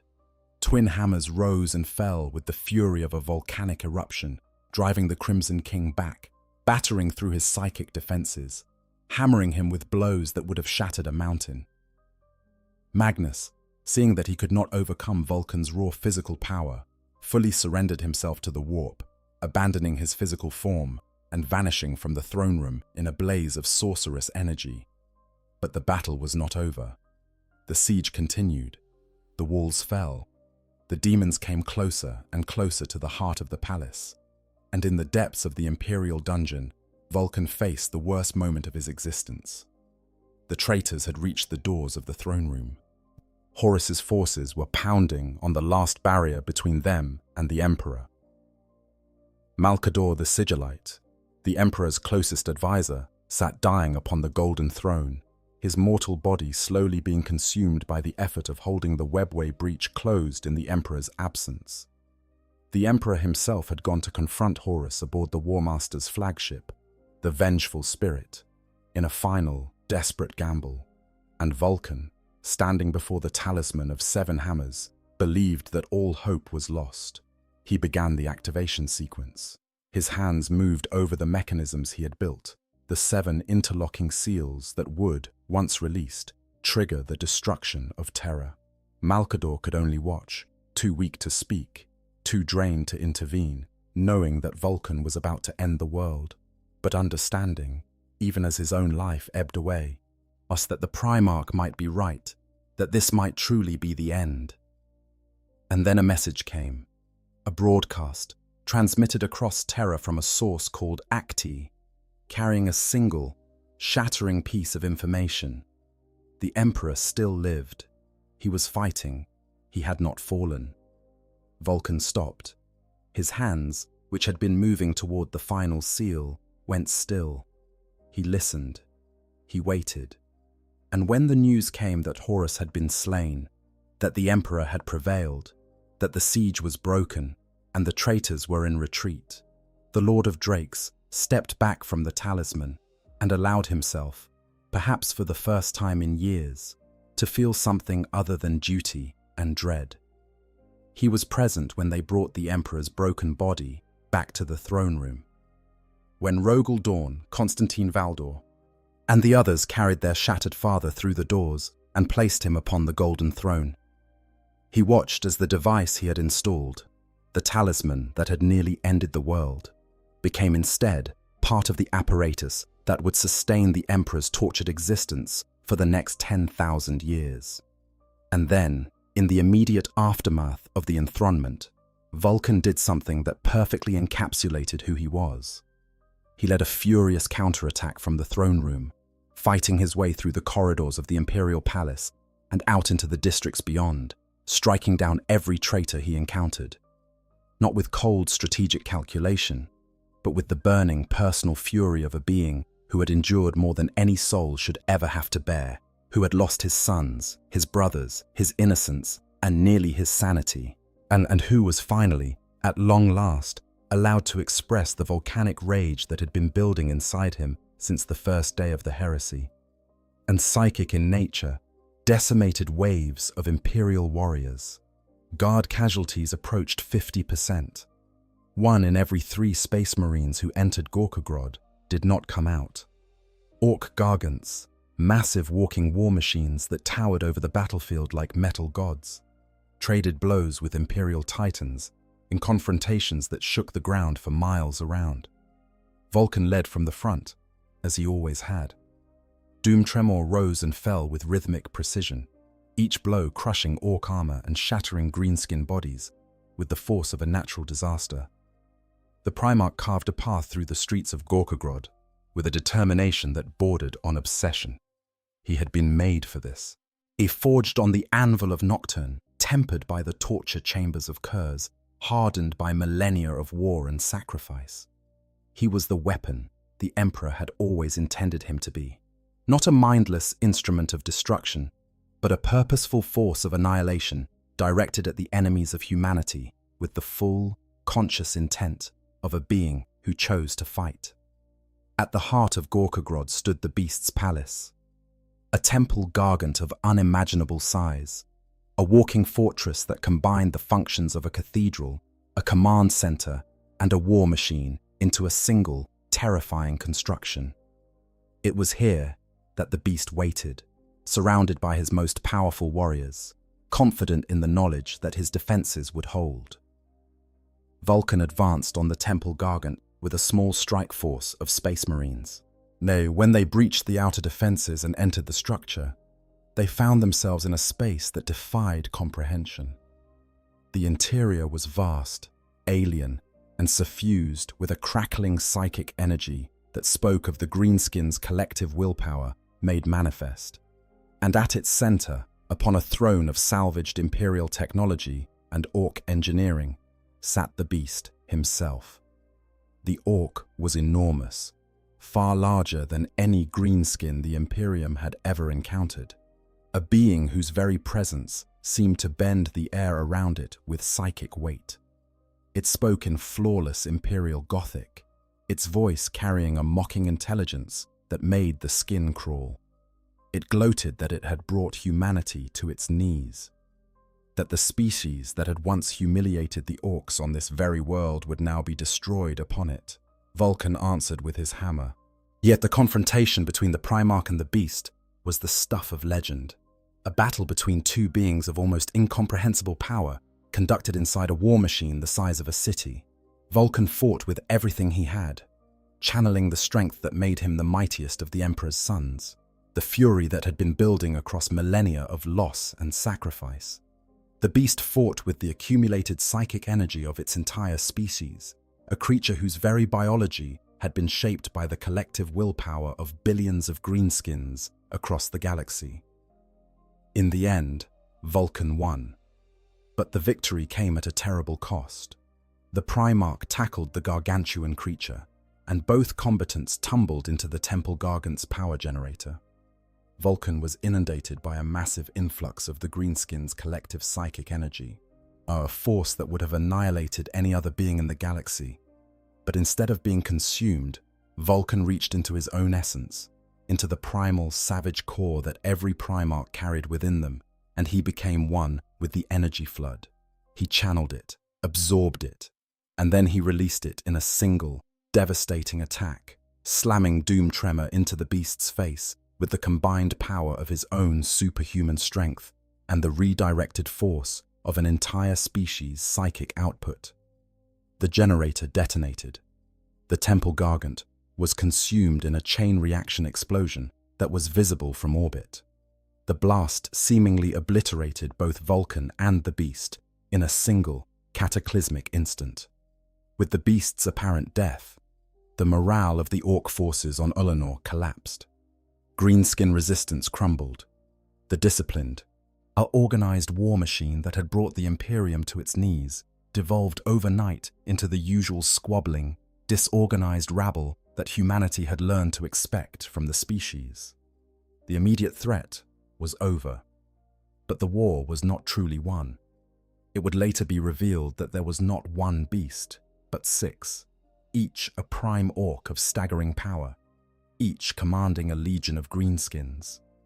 The one Vulkan had destroyed was the mightiest, But the others endured, and it would require 2 more invasions of Ullanor, including one that cost the life of Lord Commander Corland, before the threat was finally eliminated through a combination of military force, orc psychic weaponry turned against the greenskins themselves, and the psychic nullfield of the Sisters of Silence, and Vulkan. The wider Imperium believed him dead. Or the explosion that destroyed the Temple Gargant was thorough enough that no trace of the Primarch was found in the aftermath. But the Salamanders knew better. They remembered the lessons of Istvan. They remembered the fires of Mount Deathfire. They remembered that their Primarch was a perpetual, a being who could not be permanently destroyed by any known force, and they continued to search. It is worth noting that Vulkan dropped a hint during this era that sends shivers through the lore community to this day. He suggested, in a conversation that few outside the Salamanders have ever been told about, that his brother Rogal Dorn might still be alive as well. The implications of this offhand remark have been debated by lore enthusiasts for years. If Vulkan, a being who could sense things that others could not, I believed that Dorn had survived his apparent death aboard a Chaos vessel, then perhaps the Praetorian of Terror was out there somewhere, another lost son waiting to return. So here we stand, at the edge of the 42nd millennium, with the galaxy torn in half by the Great Rift, and the Imperium fighting for its survival on every front. Where is Vulkan? The honest answer is that no one knows. Not the Salamanders, not the Inquisition, not even perhaps the Emperor himself, bound as he is to the Golden Throne and the endless psychic vigil that keeps the Astronomicon burning and the webway sealed. Vulkan is out there, somewhere, in some form. His perpetual nature makes permanent death effectively impossible. The Tome of Fire prophecy that his return depends on the recovery of all 9 artifacts gives the Salamanders a framework for hope, a mechanism by which the impossible can be made real, and the search continues. Vulkan Haysten, the current Forgefather, carries 3 of his Primarch's relics and pursues the remaining 4 with a tenacity that borders on the obsessive. He has traveled to worlds on the far side of the Great Rift, into territories where imperial authority is a distant memory and the light of the Astronomicon does not reach. He has fought enemies ranging from chaos warbands to orc clans to the inscrutable forces of the Necrons, all in pursuit of clues that might lead him to the lost artifacts. Following the Great Rift's creation, Hestan journeyed to a world called Zero, deep in Imperium Nihilus, chasing what he believed to be a lead on the Unbound Flame. There he encountered opposition from the Alpha Legion, whose agents had infiltrated elements of the Hammers of Nocturne's successor chapter. The battle that followed was fierce, and while Hestan's forces ultimately prevailed, the clue he sought remained frustratingly elusive. But the Salamanders do not falter. They do not waver. They continue their quest with the same stoic determination that has defined them since the days of Nocturne's ancient forges, since the time when a boy with a pair of smithing hammers refused to hide from the raiders in the dark. Because the Salamanders understand something that many other chapters have forgotten. They understand that hope is not a weakness, that faith is not naivete, that the belief in something better, something worth fighting for beyond the mere continuation of a dying Imperium, is the most powerful weapon any warrior can carry. Oh, let me tell you what makes Vulkan special. Not just strong, not just powerful, not just the biggest, or the toughest, or the hardest to kill. What makes him special is that he cared. In a universe that punishes compassion, that rewards cruelty, that grinds down everything soft and gentle and good, until only the hard and the cold and the ruthless survive, Vulkan insisted on caring about people, about ordinary, fragile, mortal human beings who lived and died in the blink of an eye compared to his endless existence. He cared when he was a child on Nocturne, standing in the center of Hesiod with his hammers crossed over his shoulders while the Dark Eldar descended from the sky. He cared during the Great Crusade, when he ordered his warriors to risk their own lives to protect the civilians of worlds they were conquering. He cared on Istvan V, and when he fought to the last breath to protect his sons from the treachery that was consuming them, He cared in Kurz's torture chambers, when he refused to become the monster his captor wanted him to be, when he chose to preserve his humanity even at the cost of enduring infinite suffering. He cared on Terra, when he stood before the talisman of 7 hammers with the weight of a world's population on his shoulders, and chose to wait, to hope, to believe that the Emperor might still prevail, rather than pressing the button that would have ended everything. He cared on Caldera, when he fought alone against millions of orcs to defend a world he had sworn to protect. He cared on Ulanor, when he threw himself into the heart of the beast's war machine, not for glory, not for conquest, but because someone had to. And he was the only one who could survive long enough to get the job done. This is the thing about strength that so many people miss, in the real world as much as in the fictional one. True strength is not about how much weight you can lift or how many enemies you can kill. True strength is about what you choose to do with your power. It is about the ability to be gentle when gentleness is needed, to be patient when patience is required, to protect when protection is the priority. True strength is the ability to hold immense power in your hands and choose, consciously, deliberately, in defiance of every incentive to the contrary, to use that power in service of others rather than yourself. Vulkan is the strongest Primarch, not just because he can throw tanks and shatter mountains and survive nuclear fire and return from the dead. He is the strongest because he uses his impossible, godlike power to protect the weak, because he builds instead of destroys, because he teaches instead of conquers, because he remembers, across millennia of war and death and suffering, what it felt like to be a boy in a blacksmith's forge, learning from a kind old man named Enbel that the strongest thing a person can do is help someone else. There is a reason the salamanders are one of the most beloved chapters in Warhammer 40,000. It is because, in a setting defined by its darkness, they carry a light. A small one, perhaps, flickering and fragile in the face of the galaxy's infinite cruelty, but a light nonetheless. And that light was kindled by Vulkan, forged in the volcanic fires of Nocturne, and carried across 10,000 years of war by warriors who refused to let it go out. Now let us close with the weapons, because you cannot tell the full story of Vulkan without talking about what he created with his hands, the masterworks that stand as testament to his genius as a smith, and his understanding of the universe's fundamental forces. Dawnbringer was perhaps his most famous creation, at least during the Great Crusade. A warhammer of devastating power, originally intended as a gift for Horus, but kept by Vulkan when he sensed the darkness growing within the Warmaster. It served him faithfully through the Dropsite massacre and was lost during his captivity aboard Kurz's ship, only to be recovered later and become a central part of Vulkan's legend. The weapon was wielded with an ease that belied its immense weight, and its blows could crack open the heaviest armor the galaxy had to offer. Urdrakul came later, forged during Vulkan's resurrection at Mount Deathfire under the Emperor's distant psychic guidance. This was, by all accounts, the most formidable warhammer Vulkan ever created, a weapon of arcane power that could spit burning arcs of flame from within its core. It was strong enough to shatter the necrodermis arms of Ferrus Manus, a material that had been thought unbreakable. Vulkan wielded Urdrakule during his journey to Terra and his defense of the Golden Throne, using it alongside Dawnbringer in the devastating twin hammer fighting style that overwhelmed Magnus the Red. Doom Tremor was the weapon of the War of the Beast, forged at some point during Vulkan's long absence from the Salamanders. Its ability to absorb incoming energy attacks and redirect them at the enemy made it uniquely suited for fighting the technologically advanced orcs of the Beast's horde, whose exotic energy weapons were devastating to conventional Imperial forces. Doom Tremor could catch these blasts, store their energy, and release it as a concentrated wave of force with the next swing. The hammer was, as with all of Vulkan's greatest works, so heavy that no one but a Primarch could lift it.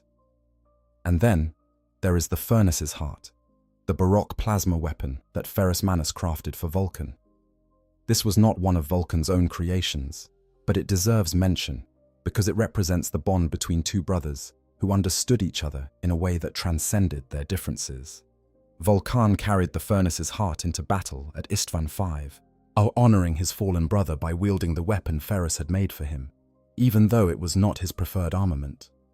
It was a small gesture, but in the grim darkness of the far future, small gestures of loyalty and love carry the weight of worlds. Each of these weapons tells a story. Dawnbringer speaks of hope betrayed and purpose reclaimed. Erdrakula speaks of resurrection and divine purpose. Doom Tremor speaks of a warrior who never stopped fighting, even after millennia of loss. The Furnace's heart speaks of friendship between brothers who would never see each other again. Together, they form a narrative of creation in the face of destruction, of beauty forged in the heat of war, of a craftsman who understood that the things we make with our hands can outlast us, or can carry our values and our memories forward into a future we will never see. This is the legacy of Vulkan, the Primarch who was strongest, not because of the muscles in his arms or the weapons in his hands, but because of the fire in his soul. The fire that Enbel kindled on a dark volcanic world at the edge of the galaxy. The fire that the Emperor recognized on the slopes of Mount Deathfire when he threw away his prize to save his son's life. The fire that Kersey tried to extinguish through torture and could not. The fire that burned in the heart of a temple gargant on Olanor when Vulkan sacrificed himself to save the Imperium from its greatest enemy. The fire that burns still, somewhere in the darkness between the stars, while waiting for the moment when all 9 artifacts are found and the Lord of Drakes walks out of the flame to lead his sons one final time. But we are not done yet, not even close, because there is so much depth to Vulkan's story that a single pass cannot do it justice. Let us go deeper into some of the most important threads and give them the attention they deserve. Let us talk more about Nocturne and the Promethean Creed, because these elements are not just background flavor. They are the foundation upon which everything about Vulkan and the Salamanders is built. The Promethean Creed is one of the most unusual spiritual traditions in the entire Imperium of man. Most Space Marine chapters either worship the Emperor as a god, following the dictates of the imperial cult, or they maintain a more secular respect for the Emperor as a great leader and genetic father, without the religious overtones. The Salamanders do something different. Their spiritual life is rooted not in the worship of the Emperor directly, but in the philosophical and mythological traditions of Nocturne, traditions that Vulkan himself codified and formalized. At the heart of the Promethean Creed is the concept of self-reliance, the idea that every individual, whether a Nocturnian tribesman or a gene-enhanced space marine, has a responsibility to develop their own skills, to contribute to the community, and to stand on their own feet when the ground shakes beneath them. This is a philosophy born directly from life on a death world, where the Earth itself is trying to kill you every 15 years. You cannot rely on stable institutions or permanent infrastructure when volcanoes erase your cities on a regular schedule. You can only rely on yourself, on the people around you, and on the skills you have honed through a lifetime of practice. But self-reliance alone would produce a culture of isolated, suspicious individualists, and Nocturne is not that. The Creed also emphasizes self-sacrifice, the willingness to give of yourself, your time, your effort, your life if necessary, for the good of the community. These two principles exist in creative tension with each other. Be strong enough to stand alone. Be compassionate enough to stand with others. Develop your individual skills to their highest level. Then use those skills in service of something greater than yourself. The Circle of Fire is the Creed's most mystical element, and it teaches that death is not an ending, but a transformation. That when a warrior falls, his body is returned to the earth and the flame, and from that return comes renewal. The dead nourish the living. The ash of yesterday's fire becomes the fuel for tomorrow's forge. This is not just metaphor for the Nocturnians. It is something close to literal truth on a world where volcanic activity constantly destroys and recreates the landscape. Every time of trial tears down what the previous generation built, and every time, the survivors rebuild, stronger, better, more resilient. The circle continues. For the salamanders, this philosophy translates into a relationship with death that is unique among Space Marine chapters. They do not fear death, but they do not seek it either. They see it as a natural part of the cycle, as something to be faced with dignity when it comes, but not to be courted with the reckless abandon that characterizes, say, the Black Templars or the Space Wolves. Every salamander who falls in battle is cremated in the Imperium, the massive crematorium forge that exists beneath Mount Deathfire. His ashes are returned to the volcanic earth of Nocturne, completing the circle. And in a very real sense, the genetic legacy of each fallen warrior continues, because the chapter's apothecaries harvest the gene seed of the dead to create the next generation of warriors. It is a beautiful system in its austere way, and it is entirely Vulkan's creation. He took the scattered myths and legends of a feudal death world and shaped them into a coherent philosophy that has guided one of the Imperium's most noble fighting forces for 10,000 years. Well, that alone would be an impressive achievement. But when you consider that he did it alongside everything else, the wars, the crusades, the forge work, the leadership of an entire legion, the discovery of his own immortality, the torture, the resurrection, the defense of Terra itself, it becomes clear just how extraordinary this being truly was. Let us also spend more time on the physical reality of what it means to be the strongest Primarch, because the lore gives us some genuinely jaw-dropping examples of Vulkan's power in action, and they deserve to be explored in detail. We mentioned earlier that Vulkan could throw battle tanks with his bare hands. Let that sink in for a moment. A Space Marine battle tank, a Predator or a Land Raider, weighs between 40 and 70 tons depending on the variant. These are armored vehicles designed to withstand direct hits from anti-tank weapons, covered in ceramite and adamantium plating that can deflect laser beams and survive plasma blasts. And Vulkan could pick them up and hurl them like toys. Not with mechanical assistance, not with power armor amplification, with his bare, unaugmented Primarch-level strength.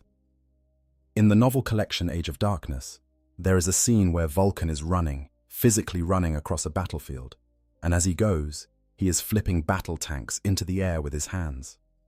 Just reaching out, grabbing them, and throwing them aside like a man pushing his way through a field of waist-high grass. His own legionnaire, watching this display, comments that Vulkan's strength and fortitude are unrivaled, and notes that the only Primarch who might have been his equal, Ferus Manus, is dead.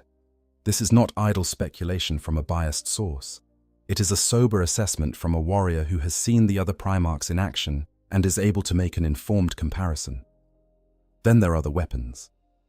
Vulkan's personal armaments were so heavy that other Space Marines, even those wearing Terminator armor, the heaviest infantry armor in the Imperial arsenal, could not lift them. Doom Tremor, the thunderhammer he wielded during the War of the Beast, was of such immense weight and size that a fully armored Terminator Marine, a being roughly 3 meters tall, who routinely carries weapons that would require a tripod mount for normal soldiers, could not get it off the ground. Vulkan swung it one-handed. This gives us a sense of the scale of power we are talking about. Primarchs are already superhuman by any reasonable definition. Beings who can outfight squads of Space Marines, who can survive wounds that would kill anything else, who can process information at speeds that make supercomputers look sluggish. And among these superhuman beings, Vulkan was the strongest. The gap between Vulkan and an ordinary Space Marine was roughly equivalent to the gap between a Space Marine and a normal human. He existed on a plane of physical capability that was simply beyond the reach of anything that was not a Primarch, a demon prince, or a god. And yet, he chose to use that power with restraint. During sparring, he held back. During the Great Crusade, he prioritized protection over destruction. During the Siege of Terra, he guarded a doomsday switch rather than leading a charge. His power was enormous, but his wisdom lay in knowing when not to use it, when to be the shield instead of the sword, when to stand guard instead of charging forward. This combination of overwhelming capability and conscious restraint is what makes Vulkan not just the strongest Primarch, but arguably the wisest. Let me talk about something that often gets overlooked in discussions of Vulkan, which is his role as a craftsman. Because while his physical strength and combat ability tend to dominate the conversation, it is his skill as a smith that might actually be his most defining characteristic. Vulkan was not just a blacksmith. He was, by any reasonable measure, the greatest artificer in the history of the human species, and his creations were so far beyond what any other mortal craftsman could produce that they might as well have been products of magic rather than metallurgy. The 9 artifacts that he scattered across the galaxy are just the tip of the iceberg. Before the Horus Heresy, before the world went mad and everything fell apart, Vulkan maintained a vault on Prometheus that contained thousands of his creations. Weapons, tools, devices, works of art, objects whose purposes were known only to their creator. When he realized that Horus's rebellion might result in these creations falling into the wrong hands, he ordered their destruction. All of them. Thousands of masterworks, the accumulated output of decades of genius-level craftsmanship, consigned to the furnaces because Vulkan understood that the same hands that could create beauty could also create devastation. It was only the intervention of Forge Master Tekel, Vulkan's most trusted artisan, that saved any of them at all. Tekel pleaded with his Primarch, arguing that these creations were Vulkan's legacy, that they might be used for good as easily as for evil. Vulkan relented, allowing Tekel to choose 7 artifacts to preserve. These 7, combined with the 2 that Vulkan carried to Istvan V, became the legendary 9. Think about what this tells us about Vulkan's character. He was willing to destroy his own life's work to prevent it from being misused.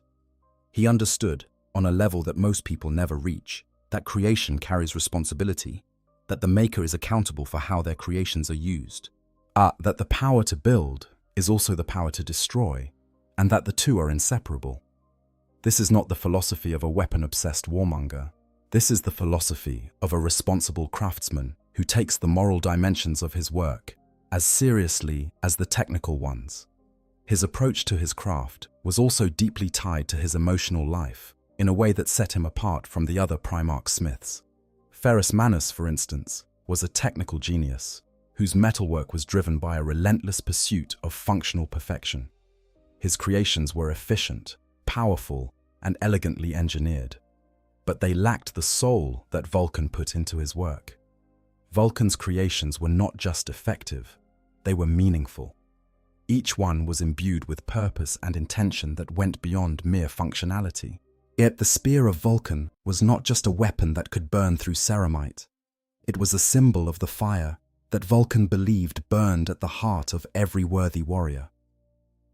Dawnbringer was not just a hammer. It was a statement of faith, forged for the being Vulkan believed was most worthy of leading humanity, and withheld when that worthiness proved to be a lie. This emotional dimension of Vulkan's craftsmanship is what makes his artifacts so different from the weapons created by other Primarchs, or even by the Adeptus Mechanicus. A weapon created by a tech priest is a precise, effective tool, built according to specifications and maintained according to protocols. A weapon created by Vulkan is all of that, but it is also something more. It carries the intention of its maker. It reflects his values. It contains, as in some metaphysical sense that the law never fully explains but always implies, a piece of Vulkan's soul. This is perhaps why the Tome of Fire prophecy suggests that recovering all 9 artifacts will trigger Vulkan's return.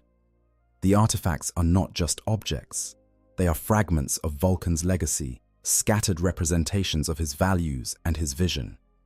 Gathering them together is not just a physical quest, it is a spiritual one, a demonstration that the salamanders still embody the principles their Primarch fought and suffered and died for, that they are still worthy of his return.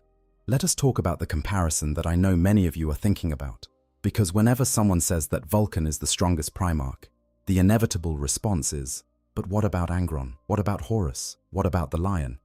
What about Sanguinius in the grip of the Black Rage?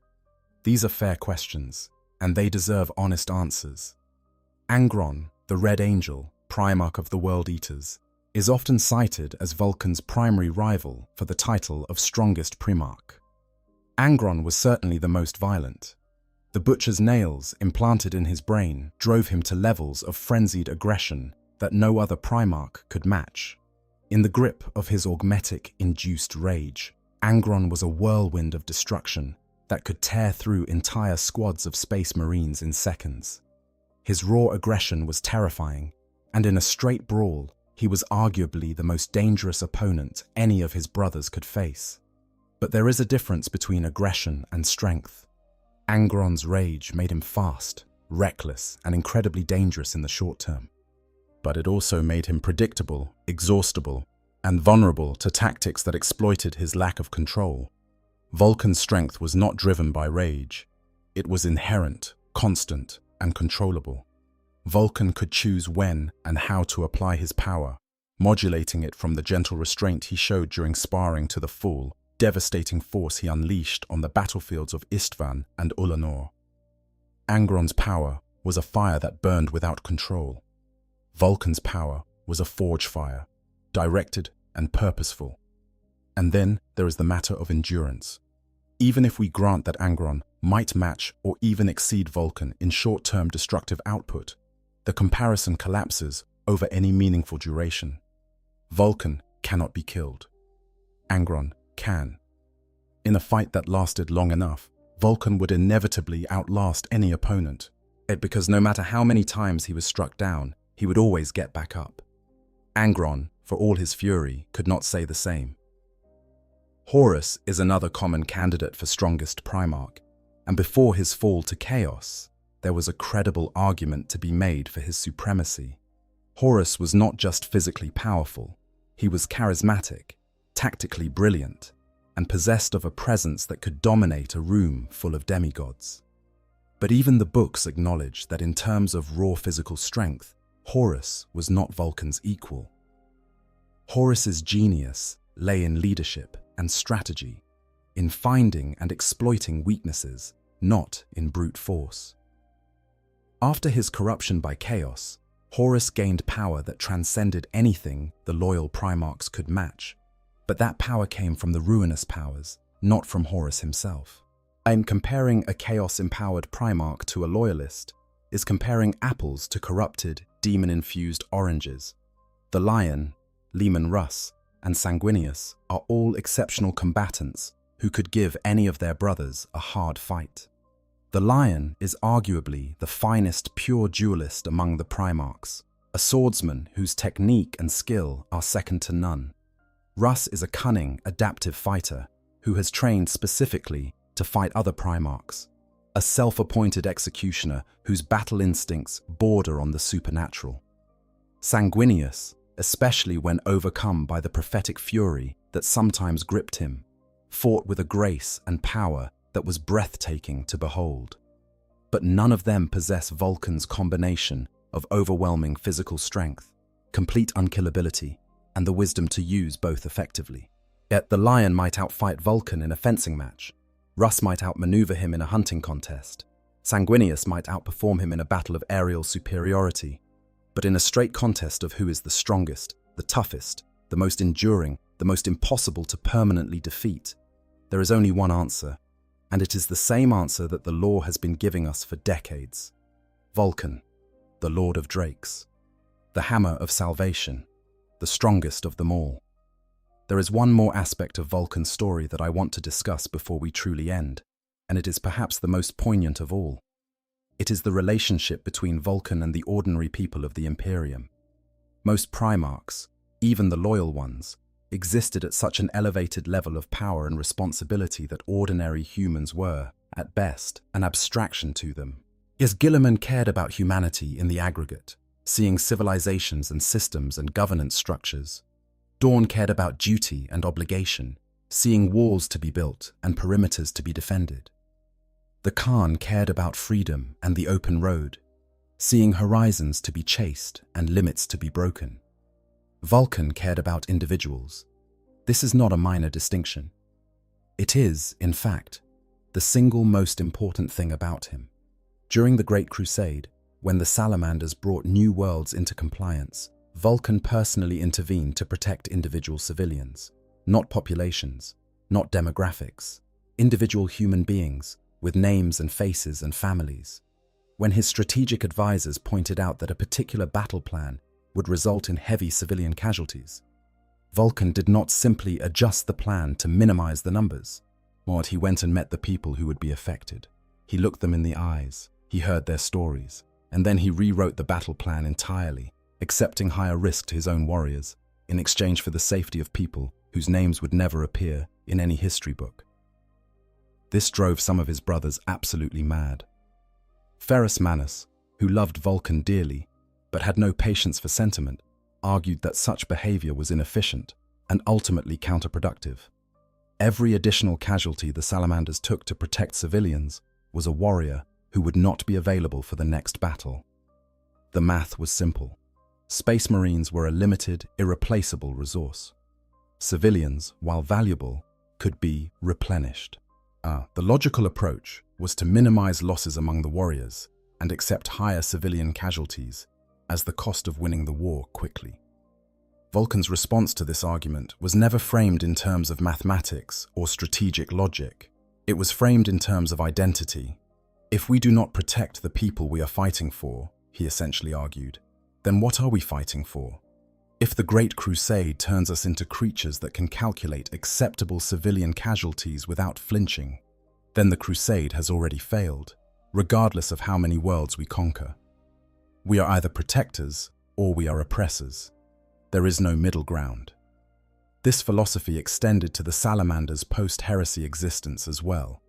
In the 41st Millennium, the Salamanders are one of the only Space Marine chapters that maintains close, as personal ties with their homeworld's civilian population.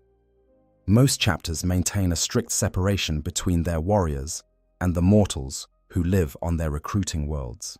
The Salamanders live among the Nocturnians. They return to their home clans between deployments. They participate in community life. They attend festivals and funerals and forge ceremonies. They are, in a very real sense, part of the community rather than apart from it. This has practical implications that go beyond mere sentiment. Because the Salamanders know the people they are fighting for, personally, because they have shared meals with them and told stories around the same forge fires and mourned the same dead, their motivation in battle goes beyond abstract duty. It is personal. Every time a Salamander fights, he is fighting for people he knows, people he loves, people whose faces he can see in his mind's eye as he raises his bolter and takes aim at whatever horror is trying to reach them. This is the gift that Vulkan gave his sons. Not just strength, not just resilience, not just the finest weapons in the Imperium or the most advanced forgecraft in the galaxy. He gave them something far more valuable. He gave them a reason to fight that went beyond orders, beyond duty, beyond the cold logic of survival.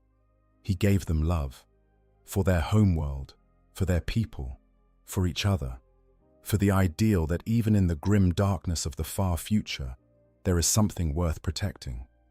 And that love, passed down through 10,000 years of war and loss and sacrifice, is what makes the Salamanders who they are. It is what makes them different from every other chapter in the Imperium. It is what makes them the worthy sons of Vulkan. Now I want to take a moment to appreciate the broader narrative significance of Vulkan within the Warhammer 40,000 setting, because he serves a function in the lore that is as important as it is often understated.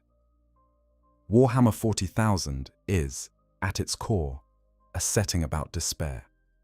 The tagline says it all. In the grim darkness of the far future, there is only war.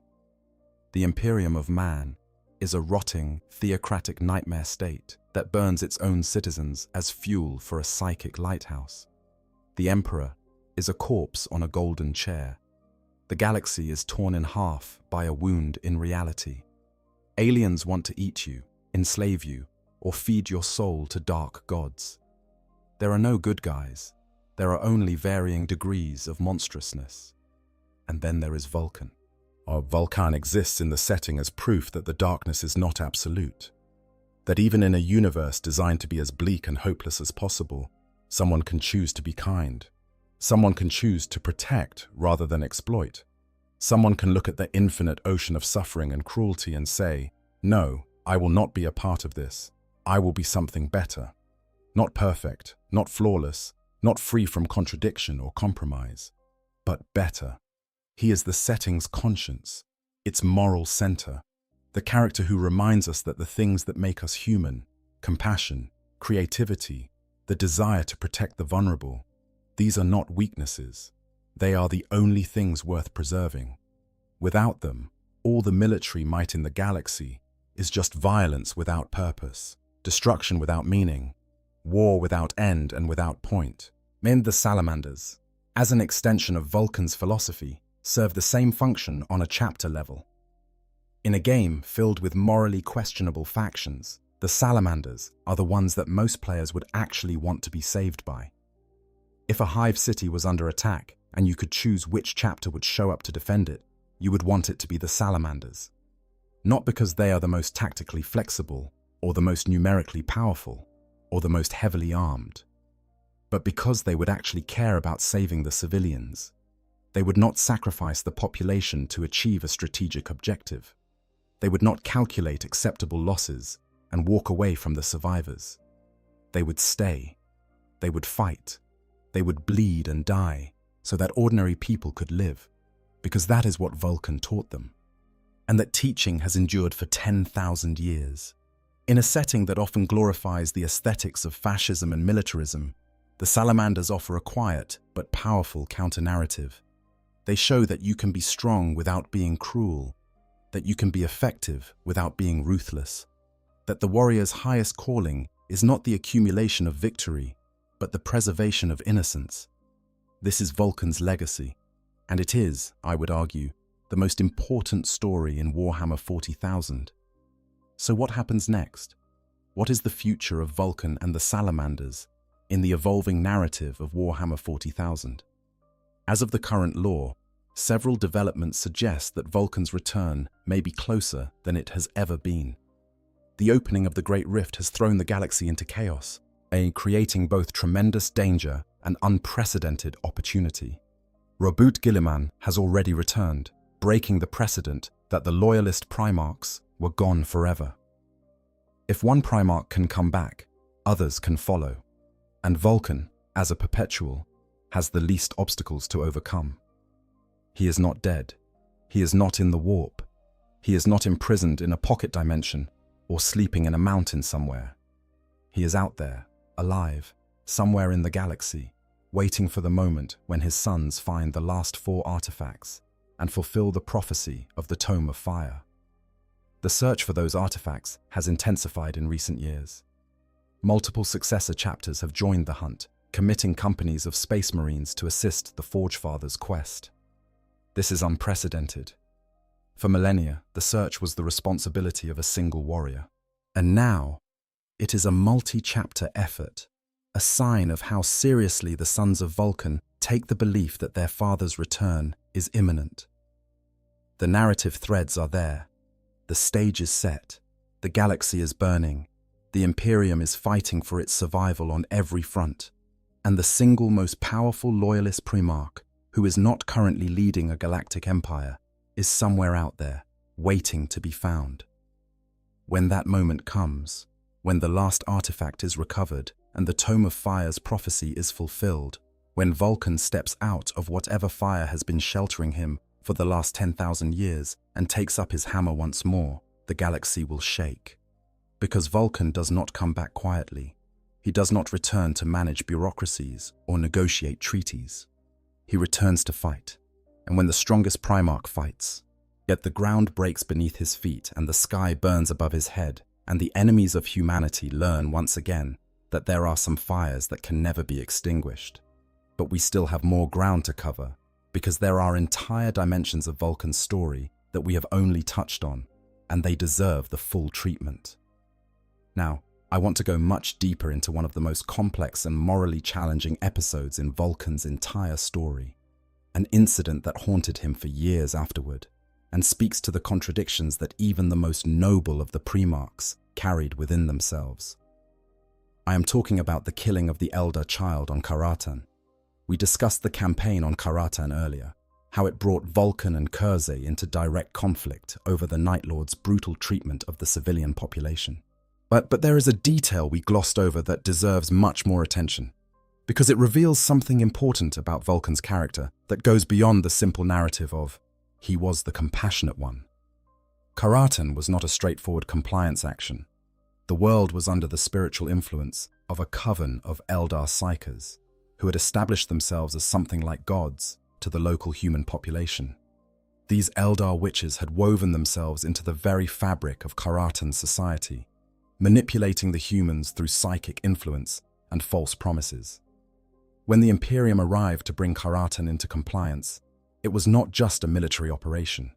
It was an exorcism, a severing of bonds between a human population and the alien manipulators who had enslaved their minds and their worship.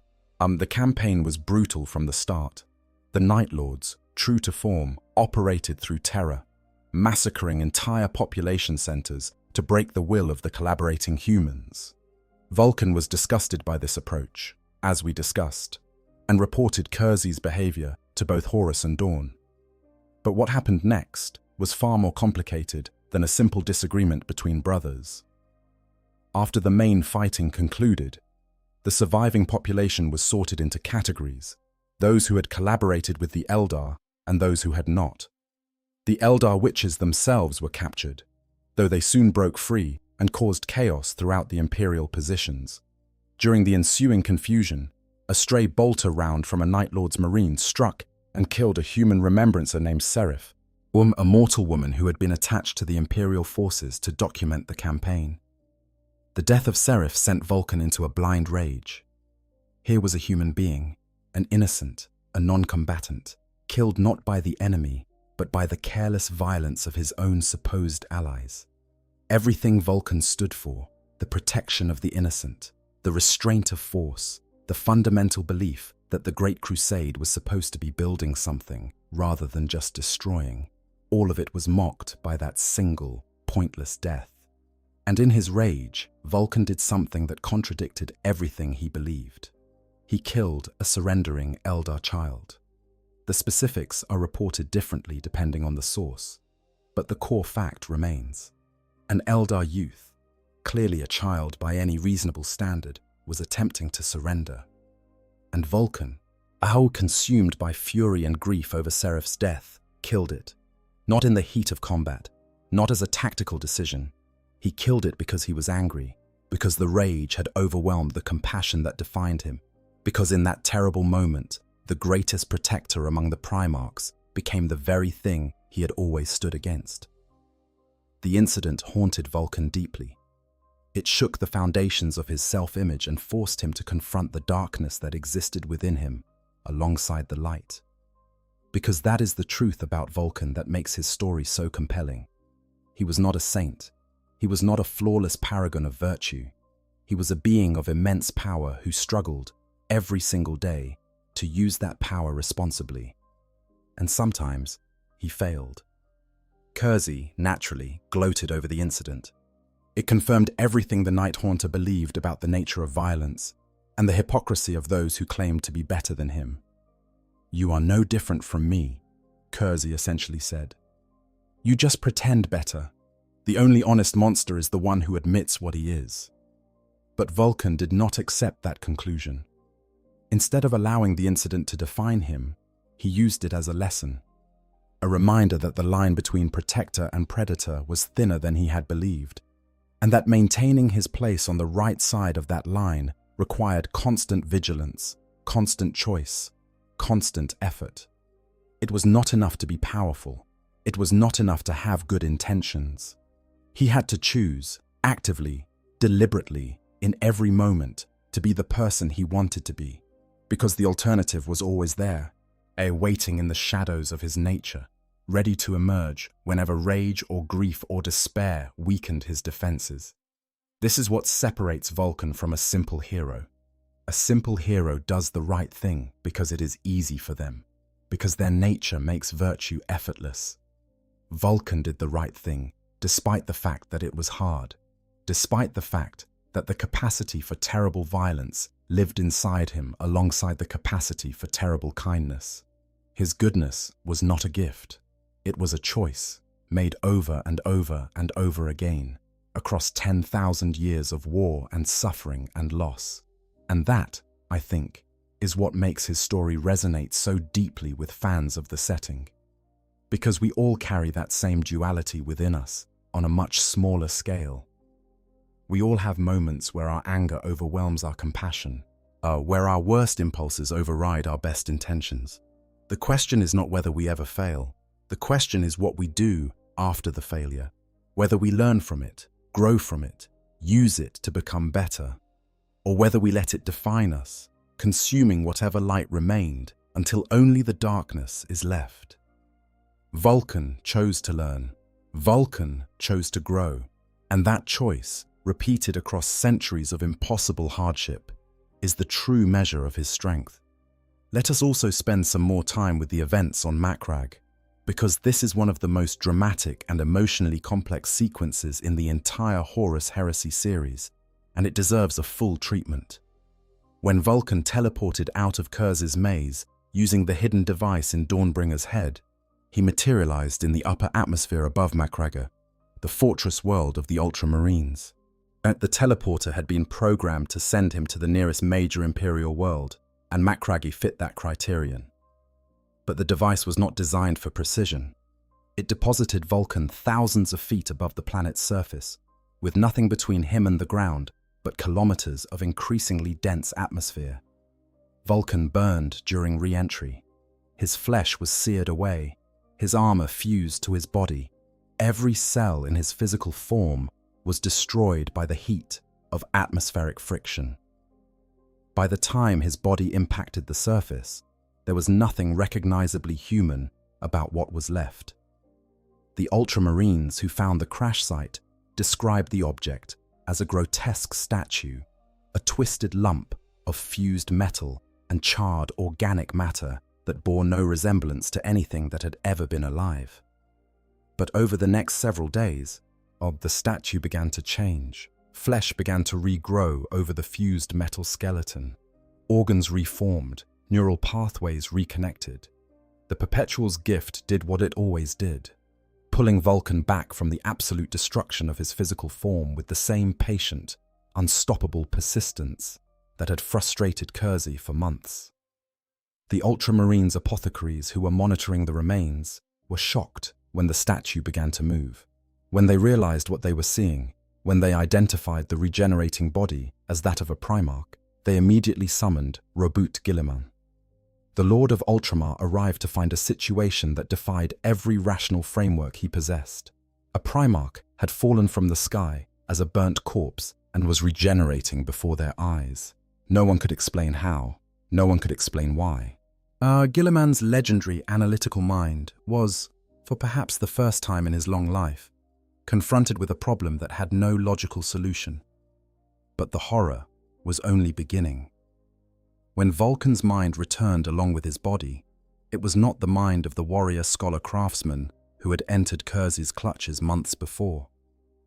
The endless cycle of death and resurrection at Kurz's hands, the psychological torture, the repeated destruction and reformation of his consciousness, all of it had shattered Vulkan's sanity. He awoke as a feral, violent creature, lashing out at everything and everyone around him. He did not recognize friend from foe. He could not communicate coherently. He was, in the most literal sense, a broken thing, a demigod reduced to the cognitive level of a wounded animal. Guilliman was horrified. He had known Vulkan as a brother, as an ally, as one of the most level-headed and compassionate of the Emperor's sons. To see him reduced to this state was to witness something that challenged the very foundations of what the Primarchs were supposed to be. If Vulkan, the strongest of them all, could be broken this completely, then what did that say about the rest of them? What did it say about the war they were fighting and the forces arrayed against them? The Ultramarines restrained Vulkan as best they could, but containing a mad Primarch was not a simple task. Even in his fractured state, Vulkan possessed the strength and durability that made him the mightiest physical specimen among the Emperor's sons. He broke free repeatedly, smashing through restraints that would have held a battle tank, attacking anyone who came near him with the mindless ferocity of a cornered predator. And then Kersey arrived on Macragge. The Night Haunter had been trapped aboard the Dark Angel's flagship, Invincible Reason, after a failed boarding action during the Thramas Crusade. For 16 weeks, he had hidden aboard the ship like a ghost, surviving on scraps and shadows, biding his time with the patience of a born predator. When the Dark Angel's fleet moved to Macragge, Kersey saw his opportunity. He hacked into the ship's systems, triggered a mass drop pod launch, and rode one of the pods to the planet's surface. Once on Macragge, Kersey did what Kersey always did. He killed. He rampaged through the capital city, massacring everyone he encountered with the casual efficiency of a being who regarded violence as his primary language. Yet the Night Haunter was making a statement. He was telling Guilliman, telling the Lion, telling anyone who was listening, that there was nowhere in the galaxy that was safe from him. That the loyalty of his fellow Primarchs meant nothing, because loyalty could not protect them from a monster who wore their brother's face. Vulkan sensed Kersey's presence. The psychic bond that had formed between torturer and victim during those months aboard the Nightfall acted like a compass needle, pointing Vulkan toward the source of his suffering with unerring accuracy. Despite his shattered mind, despite the fact that he could barely distinguish between reality and the hallucinations that plagued his waking moments, Vulkan broke free of his restraints one final time and went hunting. The resulting battle was unlike anything Macragge had ever witnessed. At two Primarchs, both operating at reduced capacity, but both possessed of power that dwarfed anything else on the planet, tore through an entire city in their personal war. Vulkan, mad but driven by a rage that transcended rational thought, threw himself at Kers with an abandon that took even the Night Haunter by surprise. This was not the restrained, strategic fighter that Kersey had tortured aboard the Nightfall. This was something raw, something primal, something that had been stripped of all the civilized layers that usually governed a Primarch's behavior, leaving only the core of what Vulkan had always been, the strongest, the toughest, the most enduring being in the galaxy.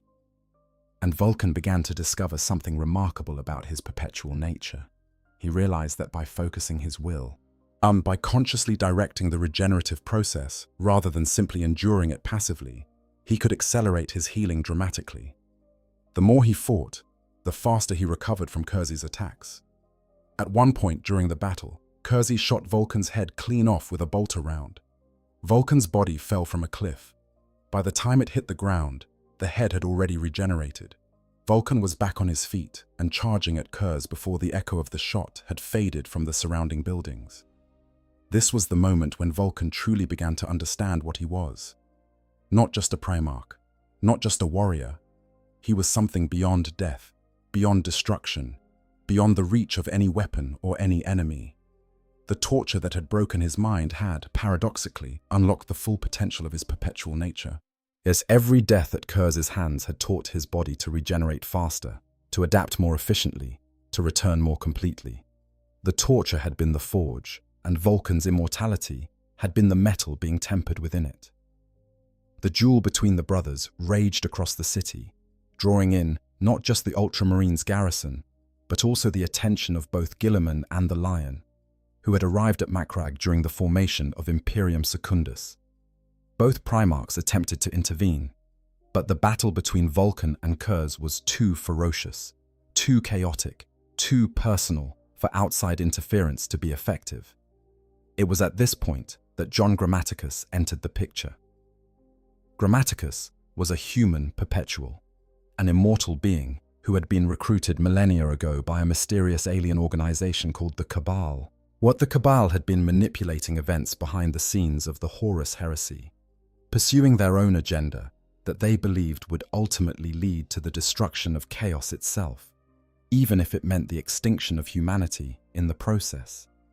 Grammaticus had been given a weapon, a fulgurite, a crystallized bolt of the Emperor's own psychic lightning, preserved in stone. The Cabal had ordered him to deliver this weapon to Curzi, believing that only a Primarch could use it to permanently kill another Primarch. The fulgurite, they believed, could overcome even the Perpetual's regeneration, but Grammaticus had been contacted by Eldrad Ulthran, the most powerful Farseer of the Eldar race, who presented him with an alternative. If Grammaticus used the fulgurite on Vulkan himself, rather than giving it to Curzi, it would not kill Vulkan permanently. Instead, it would heal his shattered mind, restoring the sanity that Curzi's torture had destroyed. The cost would be that Grammaticus himself would lose his perpetual status, becoming mortal, making his next death his final one. But in exchange, the Imperium would have Vulkan back. Not the broken, feral creature that was tearing through Macragge's streets, but the true Vulkan, the craftsman, the protector, the strongest of the Emperor's sons, whole and sound and ready to fight in the war that would determine humanity's future.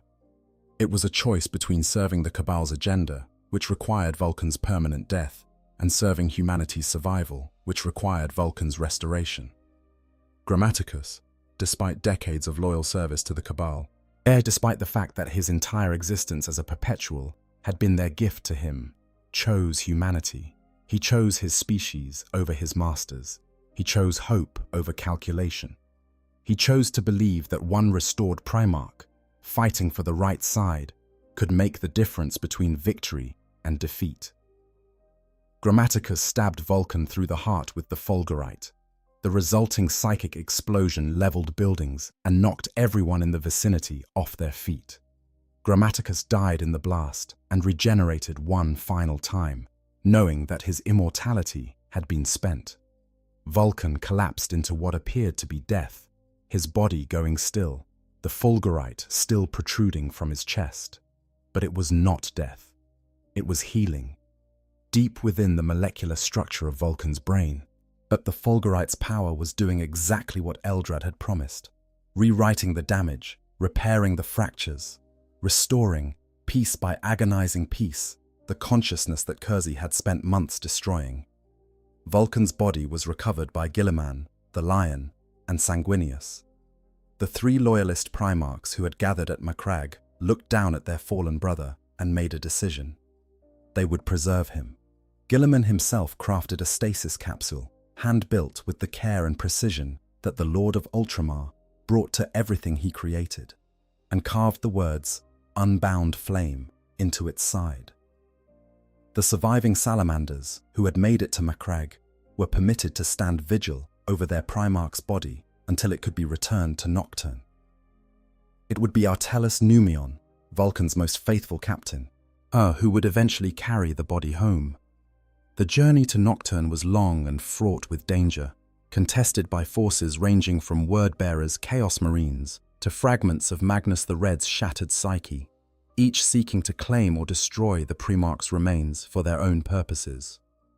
Numion fought them all off with a devotion that bordered on the fanatical, driven by a faith in the Promethean Creed's promise that from fire comes renewal, from death comes rebirth. And when Numion finally reached Nocturne and lowered Vulkan's body into the caldera of Mount Deathfire, his faith was rewarded, but not in the way he expected. The fire did not simply heal Vulkan's body. It required a sacrifice, a life given freely, a soul offered to the flame, a final act of devotion so absolute that it could bridge the gap between death and life. And Numion understood. He had always understood on some level what would be required of him, and he made the choice without hesitation, stepping into the fire alongside his Primarch, giving his own life so that Vulkan might live again. Vulkan rose from the fire, whole, sane, restored. His mind cleared of the madness that had consumed it. His body reformed from the volcanic flames of his homeworld. His purpose renewed by the sacrifice of a warrior whose faith had proven stronger than death itself. The cost was steep. Numion was gone. His ashes mingled with the volcanic rock of Mount Deathfire. His name added to the rolls of honor alongside the greatest heroes the chapter had ever produced. But his sacrifice had not been in vain. Vulkan lived, and with his return, the Imperium gained a weapon that would prove decisive in the battles to come. And I want to talk about something that we have not yet covered in sufficient depth, and that is the unique structure of the salamanders as a chapter in the 41st Millennium, because it is one of the most fascinating departures from the standard Space Marine template in the entire setting. Most Space Marine chapters follow the organizational template laid down in the Codex Astartes, Robert Guilliman's comprehensive guide to everything from unit composition to tactical doctrine. The standard chapter consists of 10 companies of roughly 100 Marines each, giving a theoretical full strength of about 1,000 battle brothers. These companies are organized by function: veteran, battle, tactical, assault, devastator, reserve, scout. It is a clean, efficient system designed to prevent any single leader from commanding enough force to threaten the Imperium, while still providing each chapter with sufficient strength to prosecute the Emperor's wars. The salamanders do things differently. For starters, the chapter maintains only 7 companies instead of the standard 10. This is not due to undermanning, but is a deliberate organizational choice rooted in the chapter's unique relationship with Nocturne. Each company is tied to one of Nocturne's 7 sanctuary cities, the major population centers that survive each time of trial. The captain of each company serves not just as a military commander, but as a kind of protector patron for the civilian community associated with their company. They are expected to maintain personal relationships with the people of their sanctuary city, to participate in community life, and to understand the needs and concerns of the civilians they are sworn to protect. More importantly, each of the 7 companies is larger than the Codex standard. Where a typical Space Marine company numbers around 100 warriors, a Salamander's company operates at a strength closer to 120, perhaps more. This overstrength organization, combined with the chapter's insistence on maintaining only 7 companies, means that the Salamanders field roughly the same total number of Marines as any other chapter, but their internal structure is significantly different. Companies are more self-sufficient, more personally bonded, and more deeply tied to the civilian population than in any other chapter. This structure also reflects the Salamander's unique history. The chapter was the only legion that was effectively exempt from being divided during the second founding. The Salamanders had been so devastated by the drop site massacre at Istvan V that their numbers were too depleted to split into multiple chapters. Where the Ultramarines were divided into dozens of successor chapters, and the Imperial Fists were split into the Black Templars, Crimson Fists, and others, the Salamanders simply continued as a single, under-strength formation. Over the millennia, they rebuilt, but they never adopted the standard 10-company structure, instead creating an organization that reflected their own traditions and values. The question of Salamander's successor chapters is one of the most interesting puzzles in the setting. Officially, there are no confirmed second founding successors of the Salamanders. The devastation at Istvan V simply did not leave enough gene seed to create new chapters. However, several chapters founded in later foundings are suspected of carrying Salamander's gene seed based on physical characteristics and tactical preferences that mirror those of the parent chapter. The Black Dragons, created during the infamous Cursed Founding, display physical mutations, bony blades growing from their forearms and crestal ridges sprouting from their skulls, that some scholars believe are exaggerated expressions of the same Nocturnian gene seed that gives the Salamanders their coal-black skin and ember-red eyes. The Storm Giants are another chapter sometimes linked to the Salamander's genetic legacy, though no definitive proof has been presented. More recently, during the era Indomitus and Guilliman's return, as a significant number of new chapters were founded using Primaris Space Marine gene seed, created by Archmagos Belisarius Call. Among these were several drawn from Salamander's stock, giving the Sons of Vulkan their first true successors in 10,000 years. These new chapters, such as the Covenant of Fire and the Dragonbanes, carry the salamander's genetic legacy into a new era, spreading the values and traditions of the Promethean Creed to new worlds and new wars. But even with these successes, the salamanders remain unique among the first founding chapters. They are, in many ways, the most human of all Space Marine organizations. Their warriors maintain families, in a sense, returning to their home clans between deployments. They forge their own weapons and armor, each piece crafted by hand in the tradition established by Vulkan himself. They teach their skills to the next generation, not just of Space Marines, but of Nocturnian civilians, passing down the craft traditions that Vulkan learned from Bel and formalized into the Promethean Creed. And they remember. This is perhaps the most important thing about the salamanders. In a setting where most Space Marine chapters deliberately sever their warriors' connections to their mortal lives, viewing human attachment as a weakness to be purged, the salamanders insist on maintaining those connections. A salamander remembers his birth name. He remembers his birth clan. He remembers the people he grew up with, the village he came from, the face of the person who first taught him to hold a hammer. He carries those memories into battle alongside his bolter and his flame weapons. And when he fights for them. Not for abstract concepts of duty or honor, though those matter too. He fights for real people, people he knows, people he loves. This is Vulkan's most enduring legacy. Not the weapons he forged, as magnificent as they are. Not the battles he won, as legendary as they have become. Not even his perpetual nature, as extraordinary as that gift might be. His most enduring legacy is the simple idea that a warrior can be both deadly and compassionate, both powerful and humble, both feared by his enemies and loved by the people he protects. That you do not have to sacrifice your humanity to be strong. That, in fact, your humanity is the source of your strength. But let me also spend some time on the salamander's gene seed and its unique properties, because this is a subject that fascinates lore enthusiasts and has significant implications for the chapter's identity and capabilities. All Space Marines are created through the implantation of gene seed, the genetically engineered organs that transform a normal human youth into a superhuman warrior.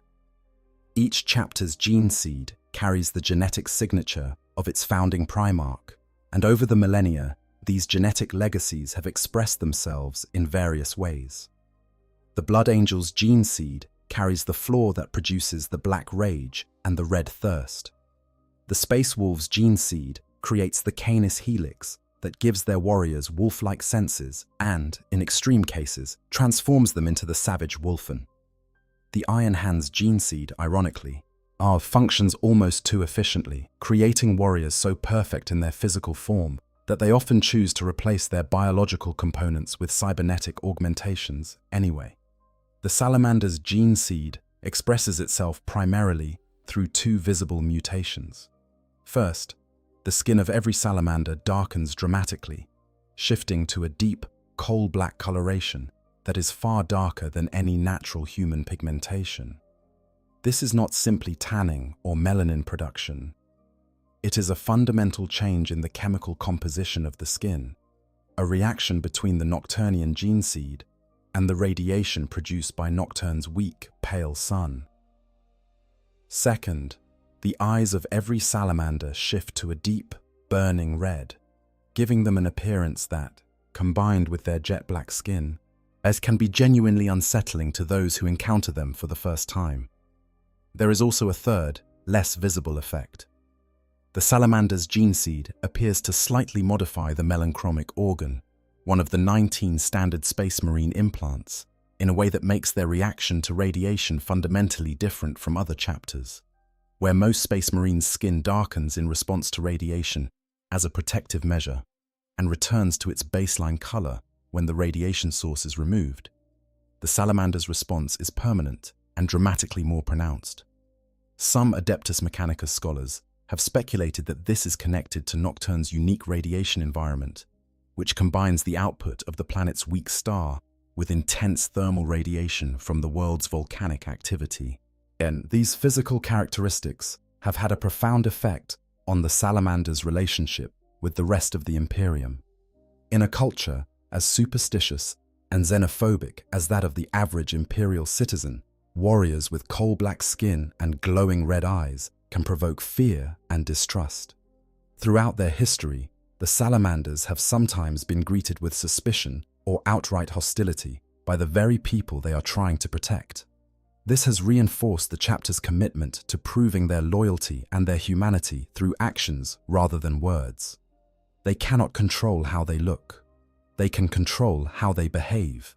And so they behave with a warmth and a care for civilian well-being that is unmatched in the Adeptus Astartes. There is a certain poetic irony in this. But the chapter that looks the most inhuman is the one that acts the most human. The warriors who could most easily be mistaken for demons are the ones who would give their lives to protect a single imperial citizen from harm. It is as if the gene seed, in darkening their skin and reddening their eyes, was issuing a challenge. Prove that you are more than what you appear to be. And the salamanders have answered that challenge every day for 10,000 years. Before we truly bring this to a close, I want to address something that the lore community has debated for years. What would happen if Vulkan actually returned in the current timeline? This is not idle speculation. With Guilliman already back and actively reshaping the Imperium, the precedent for Primarch returns has been firmly established. The narrative architecture is in place, but the Tome of Fire prophecy provides a mechanism. The Forgefather's quest provides a storyline, and the state of the galaxy, torn apart by the Great Rift, besieged on all fronts by chaos, tyranids, orcs, necrons, and threats yet unnamed, provides the motivation. The Imperium needs its greatest warriors more than ever, and Vulkan, the strongest of them all, would be a game-changer of the highest order. But what would his return actually look like? What would it mean for the Salamanders, for the Imperium, and for the broader narrative of Warhammer 40,000? First, consider the military implications. Vulkan is a perpetual, meaning he cannot be permanently killed. In a setting where the greatest heroes can be lost in a single unlucky engagement, where Primarchs themselves have fallen to lesser opponents through treachery or surprise, Vulkan's unkillable nature makes him the ultimate strategic asset. You can send him into any battle, against any opponent in any circumstance, and know that even in the worst-case scenario, he will eventually come back. He is the living embodiment of a war of attrition. He cannot be exhausted. He cannot be permanently depleted. He is, in the truest sense of the word, an inexhaustible resource. Second, consider the morale implications. The Salamanders are already one of the most beloved chapters in the Imperium, known for their defense of civilians and their close ties to their homeworld. If their Primarch returned, the psychological impact on Imperial morale would be immeasurable. In an age of hopelessness, in a galaxy where every dawn brings new horrors, and every victory is just a brief respite before the next catastrophe, the return of a Primarch, especially one known for his compassion and his commitment to protecting humanity, would be a beacon of hope that could reinvigorate the entire Imperial war effort. Third, consider the political implications. Guilliman is currently the sole Primarch actively leading the Imperium, and the weight of that responsibility is crushing him. He is Lord Commander of the Imperium, regent in all but name, and he is trying to reform a galactic civilization that has spent 10,000 years calcifying into a theocratic nightmare. Having a brother at his side, especially one as steady and reliable as Vulkan, would transform the political dynamics of the Imperium. Vulkan would not challenge Guilliman's authority. That was never his way. But he would provide something that Guilliman desperately needs, an equal. Someone who understands the burden of leadership on a scale that no ordinary human or space marine can comprehend. Someone who can share the weight. Someone who can offer counsel without rivalry, support without ambition, brotherhood without the taint of political maneuvering. And fourth, consider the thematic implications. Vulkan's return would be the ultimate validation of the story's central message. that hope endures, that compassion is not a weakness, that the fire, once kindled, can never truly be extinguished. In a setting that takes a perverse pleasure in crushing every ray of light that dares to shine, Vulkan's return would be a declaration that the darkness does not get the last word, that the universe, for all its cruelty, cannot destroy the human spirit if that spirit chooses to endure. Will it happen? I think it will. I think the narrative is building toward it. I think every new book that mentions the Forgefather's quest, every new codex that references the Tome of Fire, every new piece of art that depicts the Lord of Drakes in all his volcanic glory is laying the groundwork for the moment when Vulkan steps out of the fire one final time and declares, in a voice that shakes the stars, that his watch is not yet ended. And when that day comes, the enemies of humanity will learn what the salamanders have always known. Vulkan lives. And speaking of living, there is one more massive topic we have not covered with the depth it deserves, and that is the Siege of Terra itself. Because Vulkan's role in that final battle was far more important and far more dramatic than most people realize. Let me set the scene for you. Because the Siege of Terra was not just a battle. It was the defining moment of the Horus heresy, the culmination of everything that had happened since Horus's corruption on Davin. Every thread of the narrative, every betrayal and sacrifice, every death and every miracle, all of it converged on this single point in space and time. The traitor legions had fought their way across the galaxy. They had overcome every obstacle the Emperor had placed in their path. And now they stood at the gates of the Imperial Palace, the single most heavily fortified structure in human history, with the express intention of tearing it down and killing the being who sat at its heart. The defense of Terra was organized by Rogel Dawn, the Praetorian of Terra, as whose genius for fortification and siege warfare had transformed the Imperial Palace into a fortress that made even the traitor Primarchs pause. Dawn had spent months preparing for this moment, reinforcing walls, digging defensive positions, establishing kill zones and fallback points, and contingency plans for contingency plans. The Imperial Fists, his legion, were the backbone of the defense, supported by the Blood Angels, the White Scars, and whatever loyal forces had managed to reach Terra before the traitors sealed the system. And then there was the Emperor himself, seated upon the Golden Throne, maintaining the psychic barrier that kept the webway gate beneath the palace sealed against the demonic incursion that would have destroyed Terra from within if it had been allowed to break through. Vulkan arrived at Terra through the webway itself. After his resurrection on Nocturne, he had been given a new task by a vision from the Emperor. He was to forge a new weapon, a hammer called Draculae, and carry it to Terra via the labyrinthine passages of the Elder Webway. The journey was long, dangerous, and beset with threats that ranged from webway predators to demonic entities drawn to the massive psychic energy that Vulkan's perpetual nature radiated like a beacon. His guide through the webway was a being named Draxward, a creature whose nature and origins remain somewhat mysterious in the lore. Draxward served as both guide and protector during the journey, leading Vulkan through passages that had not been traveled by human feet since the Emperor's own failed webway project had been compromised by Magnus's catastrophic psychic message years before. When Vulkan finally emerged into the Imperial Palace, he found a fortress under siege. The outer walls had been breached in multiple locations. Traitor forces were pushing through the defensive lines with relentless pressure. The loyal defenders were being ground down by attrition, their ammunition running low, their casualties mounting with every passing hour. The situation was, by any objective assessment, desperate. But Vulkan had not come to fight on the walls. He had come for the Golden Throne. Specifically, he had come for the device that the Emperor had installed within the throne's mechanisms during its construction. A device that no one else in the Imperium knew about. A device called the Talisman of 7 Hammers. The talisman was the Emperor's ultimate failsafe. If the Golden Throne was breached, if the webway gate was overwhelmed, if Terra itself was on the verge of falling to the forces of chaos, the talisman could be activated. Its effect would be simple and absolute. It would destroy Terra. Not damage it, not weaken it, destroy it completely.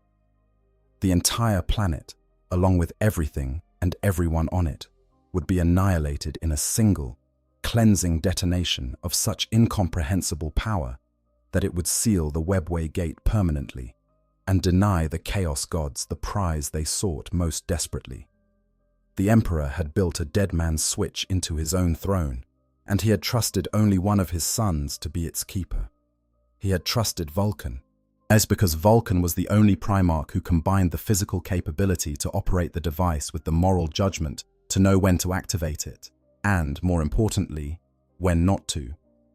Think about what that says about the Emperor's assessment of his sons. Out of 20 Primarchs, each one a demigod engineered for a specific purpose, only Vulkan was trusted with this responsibility. Not Dawn, whose loyalty was absolute, but whose rigidity might have led him to activate the device too early. Not Guilliman, whose analytical mind might have calculated the odds and pulled the trigger based on probability rather than certainty. Not Sanguinius, whose prophetic visions might have clouded his judgment with foreknowledge of his own death.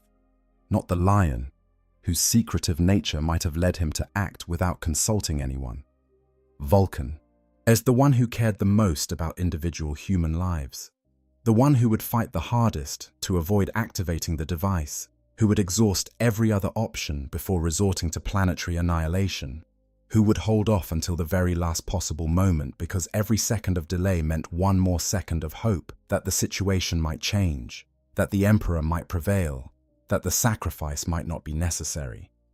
The Emperor chose his guardian well, because the moment came. The hour arrived when the traitors breached the inner defenses and began their push toward the throne room itself. The Emperor departed to confront Horus aboard the Vengeful Spirit, leaving Malkador the Sigillite to take his place on the Golden Throne. The psychic barrier that had held the webway sealed began to weaken. Demons pressed against the thinning veil of reality. The walls shook. The ground trembled. The end of everything felt like it was only moments away. And Vulkan stood at the talisman, his hand hovering over the activation mechanism, fighting the hardest battle of his entire existence. Not against an enemy of flesh and metal, but against the cold logic of necessity. The math was simple. If the throne fell, chaos would consume Terra. If chaos consumed Terra, the Astronomicon would go dark. If the Astronomicon went dark, interstellar travel would become impossible for most of the Imperium. Billions would die. Civilizations would fall. The species itself might not survive. Against that calculus, the population of a single planet, even a planet as important as Terra, was a rounding error. The utilitarian answer was clear. But if the throne showed signs of failing, activate the talisman, destroy Terra, deny chaos its prize, save the rest of humanity by sacrificing its cradle. But Vulkan was not a utilitarian. He was the protector, the one who counted individual lives, the one who refused to reduce human beings to statistics. And so he waited. He held his position. He watched the indicators on the throne's monitoring systems with agonized attention, measuring the rate of decay against the time remaining, calculating and recalculating the point of no return, trying to find the precise moment at which delay became suicidal without crossing the line a single second before it had to be crossed. This was the final test of Vulkan's character. Not a battle, not a forge, not a test of strength or endurance or combat skill. It was a test of judgment, of patience, of the ability to hold immense power in your hands and choose, in defiance of every rational argument, not to use it, because you believed, because you hoped, because you trusted that the Emperor, the being who had made you and given you purpose and set you on this path, would find a way, that he would prevail, that the sacrifice would not be necessary. Then word came. The Emperor had defeated Horus. The traitors were in retreat. The siege was over. Vulkan's hand withdrew from the talisman. But I want to linger on that moment a little longer, because the hours leading up to it were among the most tense in the entire Horus heresy narrative. While Vulkan stood watch over the talisman, the Golden Throne Room became a gathering point for some of the most unusual individuals in the entire conflict. Among them was Olanius Persson, another perpetual, a man who had lived for thousands of years and had served in the Emperor's armies all the way back during the Unification Wars on ancient Terra. Persson had traveled an impossible road to reach the palace, crossing the galaxy through means both conventional and impossible, driven by a compulsion he did not fully understand but could not ignore. John Grammaticus was there as well, the same perpetual who had stabbed Vulkan with the fulgurite on Macragge, the man who had sacrificed his own immortality to restore Vulkan's sanity. He had made his own journey to Terra, guided by forces he could not fully comprehend, arriving at the throne room at the precise moment when events demanded his presence. With them was a woman named Acti, who carried knowledge of a prophecy that few in the Imperium were aware of, and a prophecy concerning Horus and his potential transformation into something called the Dark King, a fifth chaos god whose birth would have consequences beyond anything the ruinous powers had yet achieved. Vulkan listened to these travelers and their warnings. He absorbed the information about the Dark King prophecy, and he incorporated it into his calculations about the talisman, because the stakes were not just about whether the traitors would breach the palace. They were about whether Horus, empowered by the four existing chaos gods and potentially ascending to become a fifth, would become a being so powerful that not even the destruction of Terra could stop him. The talisman had been designed to counter a military threat, a demonic incursion through the webway, a conventional siege that overwhelmed the palace's defenses. And it had not been designed to counter a nascent god. This realization added a new layer of horror to Vulkan's vigil. It was no longer simply a question of when to activate the talisman. It was a question of whether the talisman would even work if the worst came to pass. And if it would not, if Horus truly became the Dark King and the talisman was insufficient to stop him, then everything Vulkan was doing, all the waiting, all the agonized calculation, all the desperate hope, was meaningless. The entire planet could burn, and it would not matter, because the enemy would have already won. Imagine carrying that knowledge. Imagine standing at a doomsday device with one hand on the trigger, knowing that the device might not even work, knowing that the sacrifice of an entire world might accomplish nothing, and still choosing to wait, still choosing to hope, still choosing to believe that the Emperor would find a way, that something would change, that the math would shift in humanity's favor at the last possible moment. That is faith. Not the blind, unquestioning faith of the imperial cult, which worships the Emperor as a god and follows his edicts without understanding, but the deeper, more painful faith of a being who sees clearly, who understands the odds, who knows exactly how bad things are, and who chooses to believe anyway. Because the alternative is despair, and despair is just another word for surrender. As the Emperor battled Horus aboard the vengeful spirit, the traitor forces pushed closer and closer to the throne room. Vulkan could hear the fighting through the walls. He could feel the vibrations of explosions and the psychic screams of dying warriors. But the barrier that Malkador maintained on the Golden Throne was weakening moment by moment. The ancient human's mortal body burning out under the strain of containing forces that were meant to be held by the most powerful psyker in human history. Vulkan stood his ground. He did not leave the talisman. He did not join the fighting. He did not rush to reinforce the defenders who were dying by the hundreds just beyond the throne room's doors. Because his duty was here. His responsibility was the device. And if he left, if he abandoned his post for even a moment, the consequences could be worse than anything the traitors were doing outside. This is the most unglamorous form of heroism. Standing still while others fight and die. Holding a position that requires patience and resolve rather than combat skill and physical courage. It is the heroism of the sentry who watches all night while the camp sleeps. The heroism of the engineer who maintains the dam while the flood rages. the heroism of the person who holds the door open while everyone else runs through. Vulkan was the doorkeeper, the last line of defense, the final safeguard between everything and nothing, and he held that position with the same determination that had carried him through every other trial of his long, extraordinary life. Then word came. The Emperor had defeated Horus. The traitors were in retreat. The siege was over. Vulkan's hand withdrew from the talisman. The cost was immense. The Emperor was mortally wounded, his body shattered beyond any mortal or even superhuman means of recovery. He was interred upon the Golden Throne, not as its guardian, but as its prisoner. His awesome psychic power, now the only thing keeping the Astronomicon lit and the webway sealed. Malkador was dead, his mortal frame consumed by the effort of sustaining the throne in the Emperor's absence. Sanguinius was dead, murdered by Horus aboard the Vengeful Spirit. Thousands of loyal space marines lay dead in the ruins of the palace. The Imperium that emerged from the siege was a broken, traumatized civilization that would spend the next 10,000 years slowly decaying into the nightmare state depicted in the 41st millennium. But it survived. That is the critical point. The Imperium survived. Terra survived. Humanity survived. Because Vulkan held his hand.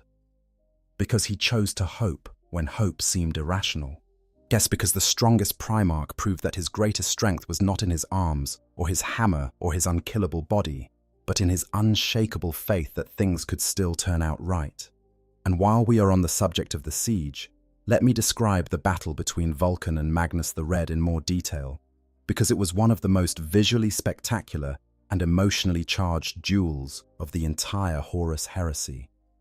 Magnus had come to the throne room with a specific purpose: to claim the Golden Throne for himself, or at least to compromise its function in a way that would serve the designs of Tsench, the chaos god of sorcery and deception.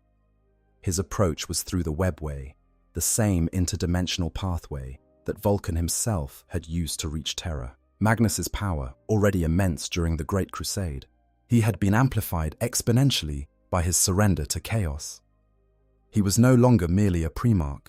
He was a demon prince, a being of the warp-given physical form, whose psychic abilities dwarfed those of any mortal psyker and rivaled those of the Emperor himself. Vulkan was waiting for him. The clash between the two brothers was a collision of opposing philosophies as much as opposing weapons. Magnus represented the seductive promise of forbidden knowledge, the belief that power justified any means, and that the rules that bound lesser beings did not apply to those with the vision to see beyond them. Vulkan represented the disciplined application of strength in service of others, the belief that true power was not about what you could do, but about what you chose to do. Magnus struck first, unleashing torrents of psychic flame that should have reduced any physical being to atoms. Vulkan endured them. His perpetual nature, combined with his natural resistance to heat and fire, the birthright of Nocturne's volcanic forges, allowed him to survive attacks that would have killed any other loyalist warrior present. He charged through the psychic firestorm with his twin hammers raised, Urdrakul and Dawnbringer, working in terrible harmony as he brought them down on the Crimson King with the full, devastating force of the strongest Primarch's physical might. The battle surged back and forth across the throne room, their combat shaking the very foundations of the palace. Magnus used his psychic powers to warp reality around them, creating illusions, teleporting behind Vulkan's guard, or summoning warp-born entities to harass and distract. Vulkan responded with the simple, brutal efficiency of a craftsman solving a problem. Every illusion was ignored. Every summoned creature was destroyed with a contemptuous backhand. Every psychic trick was countered not by an equal application of psychic force, but by the blunt, unyielding reality of adamantium hammers swung with the strength of a being who could flip battle tanks with his bare hands. But Magnus was not an opponent who could be beaten by strength alone, and even Vulkan's incredible durability had limits against a demon prince of Tsinch's power. Magnus was gradually gaining the upper hand when Aigen Gargo, a salamander warrior who had accompanied Vulkan to Terra, made the ultimate sacrifice. Gargo threw himself between Magnus and Vulkan at a critical moment, and taking a blow that would have struck his Primarch. The salamander was killed instantly, but his sacrifice gave Vulkan the opening he needed. Vulkan's reaction to Gargo's death was volcanic. Rage and grief surged through him, but this time, unlike on Karatan, he channeled those emotions into purpose, rather than allowing them to control him. He took up both hammers and launched himself at Magnus with a fury that the Crimson King was unprepared for. Blow after blow rained down on the demon Primarch, each impact carrying the force of an orbital bombardment, each swing backed by the full weight of Vulkan's superhuman strength and the righteous fury of a protector who had just watched one of his sons die. Magnus staggered. For the first time since his transformation into a demon prince, the Crimson King was on the defensive, and his psychic shields cracking under the relentless physical assault. Odracule shattered the necrodermis arms that Magnus had inherited from some dark bargain, material that had been thought unbreakable. Dawnbringer found gaps in the demon's defenses that Magnus's precognitive abilities should have predicted, but somehow did not, as if the sheer force of Vulkan's assault was overwhelming the Crimson King's ability to process and respond. Vulkan beat Magnus to the edge of defeat. He drove the Daemon Primarch to his knees. He raised his hammers for the killing blow. And in that moment, Magnus made a final, desperate decision. He surrendered completely to Tzeentch, giving up whatever remnant of his original self still existed in exchange for the power to escape. The demon prince vanished from the throne room in a burst of sorcerous energy, and banished back to the warp by the same dark patron who had given him the power to invade Terra in the first place. Vulkan stood in the aftermath, breathing hard, his hammers dripping with the ichor of a demon prince, his body battered but unbroken. Around him lay the ruins of the throne room's outer chambers, the physical evidence of a battle that had tested even a perpetual Primarch to his absolute limits. And at his feet lay Aijin Gargo, the salamander who had given everything so that his Primarch might survive. Vulkan knelt beside his fallen son and was silent for a long time. The record does not tell us what he said or thought in that moment, but we can imagine. We can imagine the weight of a life given so freely. The pride and the sorrow mixed together in equal measure. The knowledge that this was what it meant to lead, to be the person that others were willing to die for, and to carry the burden of that sacrifice for as long as memory endured. This is why Vulkan fought to save Terra. Not for the Emperor, not for the Imperium, not for any abstract concept of duty or honor. He fought for people like Aijin Gargo, for warriors who believed in something worth dying for the simple, extraordinary idea that one person's sacrifice could make a difference, even in a universe that seemed designed to prove that nothing mattered at all. And that, right there, is the heart of Vulkan's story. That is the fire that burns at its center, hotter than any volcano, brighter than any star, more enduring than any metal forged on any anvil in any world across the breadth of the galaxy. The fire of a soul that chose to care. But there is still one more thing I want to cover. One more moment that we need to spend time with before the end, because I realized we have not properly talked about Vulkan's time during the Great Crusade in enough detail. Specifically the way he conducted his campaigns, and the relationships he built with the mortal soldiers who served alongside his legion.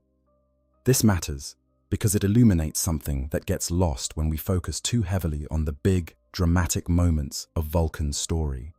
The drop site massacre, the torture, the resurrection, the siege of Terra. These are all incredible set pieces, but they can give the impression that Vulkan's story is primarily about suffering and sacrifice. And while those elements are certainly central, the Great Crusade period reveals a different side of him, a happier side. A side that built things rather than merely endured them. During the Great Crusade, the Salamanders operated differently from almost every other legion. Most legions maintained a strict hierarchy between the superhuman Astartes and the mortal Imperial army forces that accompanied them on campaigns. The Space Marines gave the orders.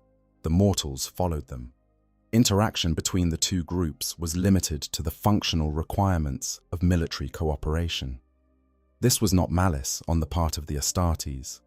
It was simply the natural consequence of the gulf between superhuman and human.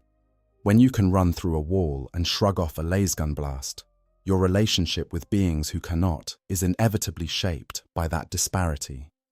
The salamanders blurred those lines. Vulkan encouraged his warriors to interact with the mortal forces under their command, not just as subordinates but as comrades. Salamander's officers would sit with Imperial army commanders during mealtimes, sharing stories about their homeworld and listening to the stories of their human counterparts.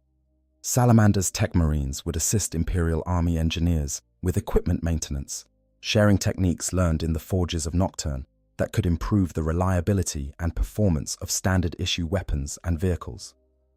Salamander's apothecaries would provide medical assistance to wounded mortal soldiers when their own duties permitted, a practice that was almost unheard of in other legions.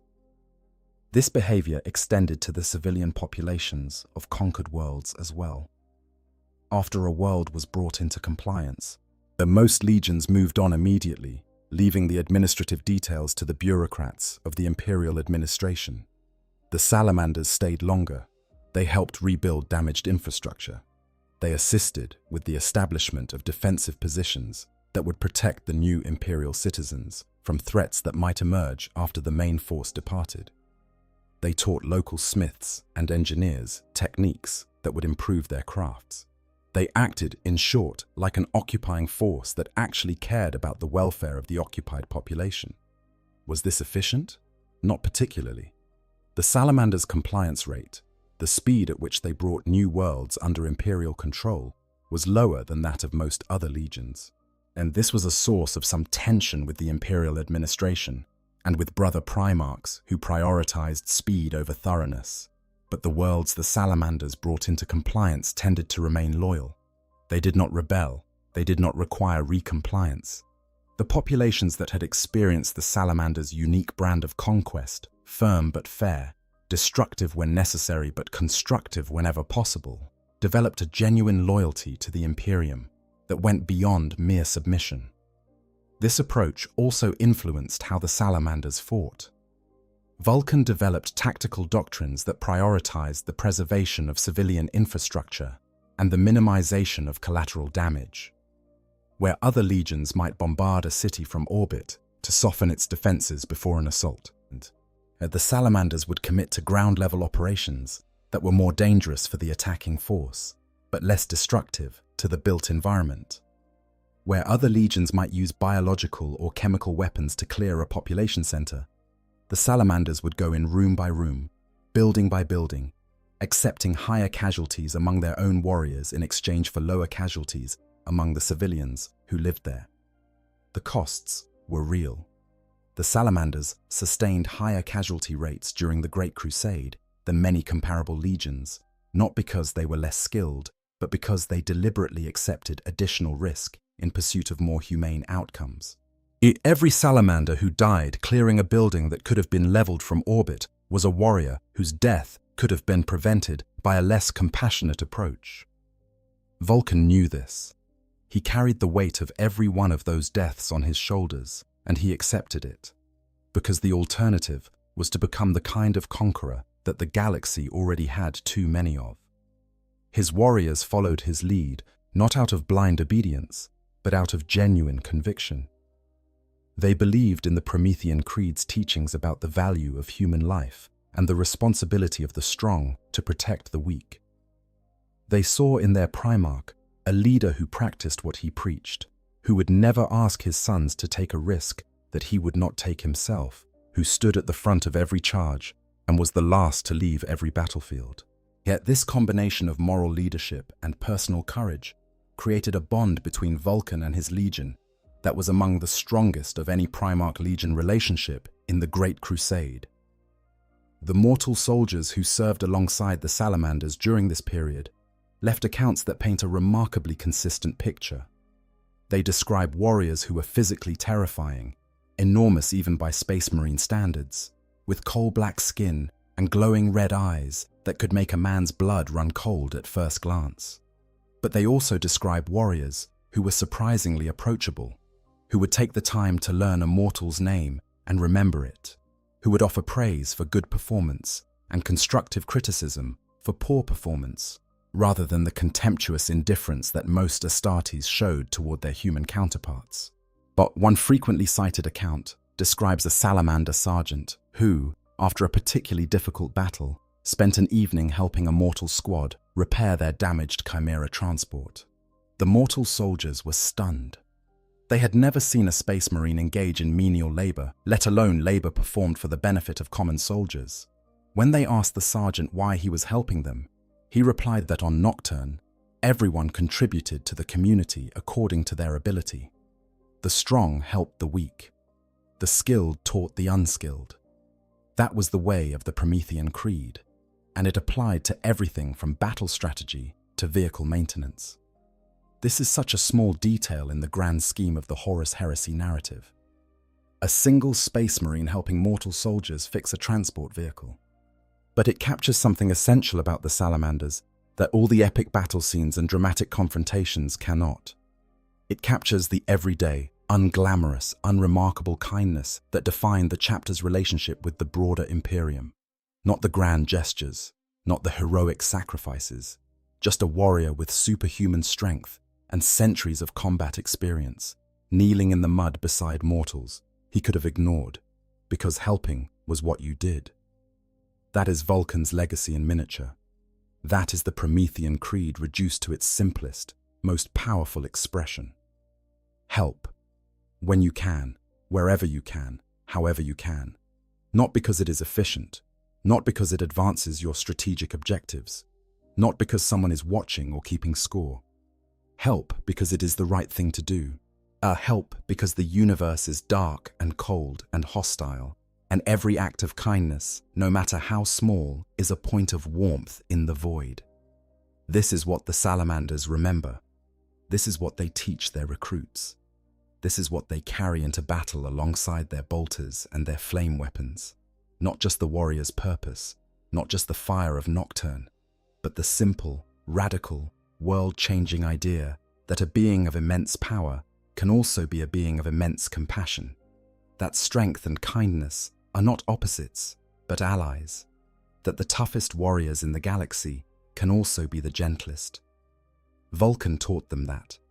10,000 years ago, on 100 worlds across a galaxy at war, and a Primarch who could throw tanks with his bare hands showed his sons that the greatest thing they could do with their power was help someone who needed it.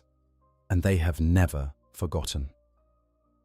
There is one genuinely final thought I want to leave you with, because there is a moment from the novels that perfectly encapsulates everything we have talked about over the course of this video, and I would be doing Vulkan a disservice if I did not mention it. During Vulkan's time in Kurze's torture chambers, there was a moment where the Night Haunter tried a different approach. Instead of physical torment, which had proven useless against a perpetual, Kurze attempted to use Davanite sorcery to break into Vulkan's mind and force him to experience simulated scenarios. One of these scenarios placed Vulkan in a situation where he was compelled to kill innocent people, to become the monster that Kurze believed all Primarchs secretly were beneath their carefully maintained facades of honor and duty.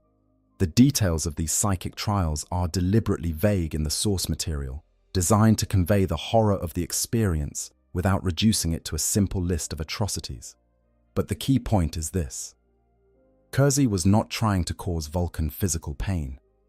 He had learned that physical pain meant nothing to a being who could regenerate from any wound. Instead, Kurze was trying to cause Vulkan moral pain. He was trying to make Vulkan violate his own principles, to force him into situations where the compassionate choice was impossible, and the only available options were various flavors of cruelty. This is a more subtle form of torture than anything involving blades or fire. It attacks not the body, but the soul. It does not ask, how much pain can you endure? It asks, who are you when all your choices are terrible? And for Vulkan, a being whose entire identity was built around the idea that he could always choose to be kind, that was the most devastating question anyone could ask. The remarkable thing is that Vulkan survived these trials with his core identity intact. He emerged from Kurz's psychic attacks damaged, yes, and the accumulated trauma would eventually contribute to the madness that consumed him after his escape. But he did not break. He did not become the thing Kurz wanted him to become. He did not accept the Night Haunter's premise that all beings of power are secretly monsters who hide behind convenient philosophies. Yet he held on to his sense of self with a tenacity that went beyond mere stubbornness. It was an act of spiritual defiance, a refusal to let his torturer define him, no matter how much pain that refusal cost. And this, I think, is the single most important moment in Vulkan's entire story. Not the epic battles, not the dramatic resurrections, not the confrontation with Magnus or the vigil over the talisman. This quiet, unseen, internal struggle in the depths of a torturer's ship, where a broken and dying Primarch refused to let go of who he was, even when holding on meant enduring suffering that would have broken anyone else in the galaxy. Because that is what real strength looks like. Not the ability to lift a tank, not the ability to survive a nuclear explosion, not the ability to come back from the dead. As real strength is the ability to look at the worst the universe has to offer, to feel its full weight pressing down on you, to have every reason in creation to give up and surrender and become something lesser and to say no. I am still me. I am still Vulkan. I am still the boy who stood in the center of Hesiod with a pair of smithing hammers and refused to let the monsters take anyone else. And nothing you do, no matter how terrible, will ever take that away from me. That is the fire that cannot be extinguished. That is the flame that Enbel kindled and the Emperor recognized, and Kurz could not snuff out, and the centuries could not dim. It is not a physical fire. It is not even a metaphorical one. It is something more fundamental than either. It is the decision, made fresh every single moment, to be worthy of the name you carry and the people who depend on you. Vulkan made that decision on Nocturne when he was a child. He made it again during the Great Crusade. He made it again in Kurz's chambers. He made it again on Macraga, on Nocturne, on Terra, on Caldera, on Olenor. He has been making it for 10,000 years, and somewhere in the galaxy, right now, in whatever form he currently exists, he is still making it. Into the fires of battle, unto the anvil of war, Vulkan lives. He always has. He always will. Thank you for watching. I will see you in the next one. Postscript. For those of you who want to dive deeper into Vulkan's story, I cannot recommend enough the Horus Heresy novel, Vulkan Lives by Nick Kime. It is the definitive account of Vulkan's time in Kurz's captivity, and while it is not an easy read, it is an essential one for anyone who wants to understand the full depth of what Vulkan endured and how he emerged from it. The sequel, Deathfire, covers the journey of Vulkan's body back to Nocturne and the sacrifice of Artellus Numion that made his resurrection possible. And for the War of the Beast storyline, the 12-book series of the same name provides the full account of Vulkan's return and his confrontation with the greatest orc invasion since Olenor. These are long reads, but they are worth every page. For the tabletop players among you, the Salamanders remain one of the most rewarding chapters to collect and play. Their emphasis on flame and melter weapons gives them a distinctive playstyle that rewards aggressive close-range tactics. And their chapter-specific characters like Vulkan Hestan and Adrax Agatoni provide unique buffs that can turn a well-built list into a devastating force on the table. Plus, there is something deeply satisfying about painting that distinctive green armor with the flame motifs and drake-scale cloaks that make Salamander's models some of the most visually striking in the entire range. Whether you came to this video as a long-time Salamanders fan or as someone who was curious about the big green Primarch everyone keeps talking about, I hope you found something here that deepened your appreciation for one of the richest and most emotionally resonant characters in the Warhammer 40,000 universe. Vulkan's story is not just a war story. It is a story about what it means to be powerful and choose to be good, about what it means to suffer and choose to endure, about what it means to be given every reason to despair and choose, instead, to hope. That is a story worth telling, and it is a story worth hearing, no matter how many times it has been told before. One last time, from the bottom of my heart, thank you. Like, subscribe, and I will see you next time. Vulkan lives. Stomp, stomp. I hope you guys enjoyed the story. Make sure to hit the subscribe, like, share button, whatever you want. Give me some feedback if there's any. And yeah, sleep well.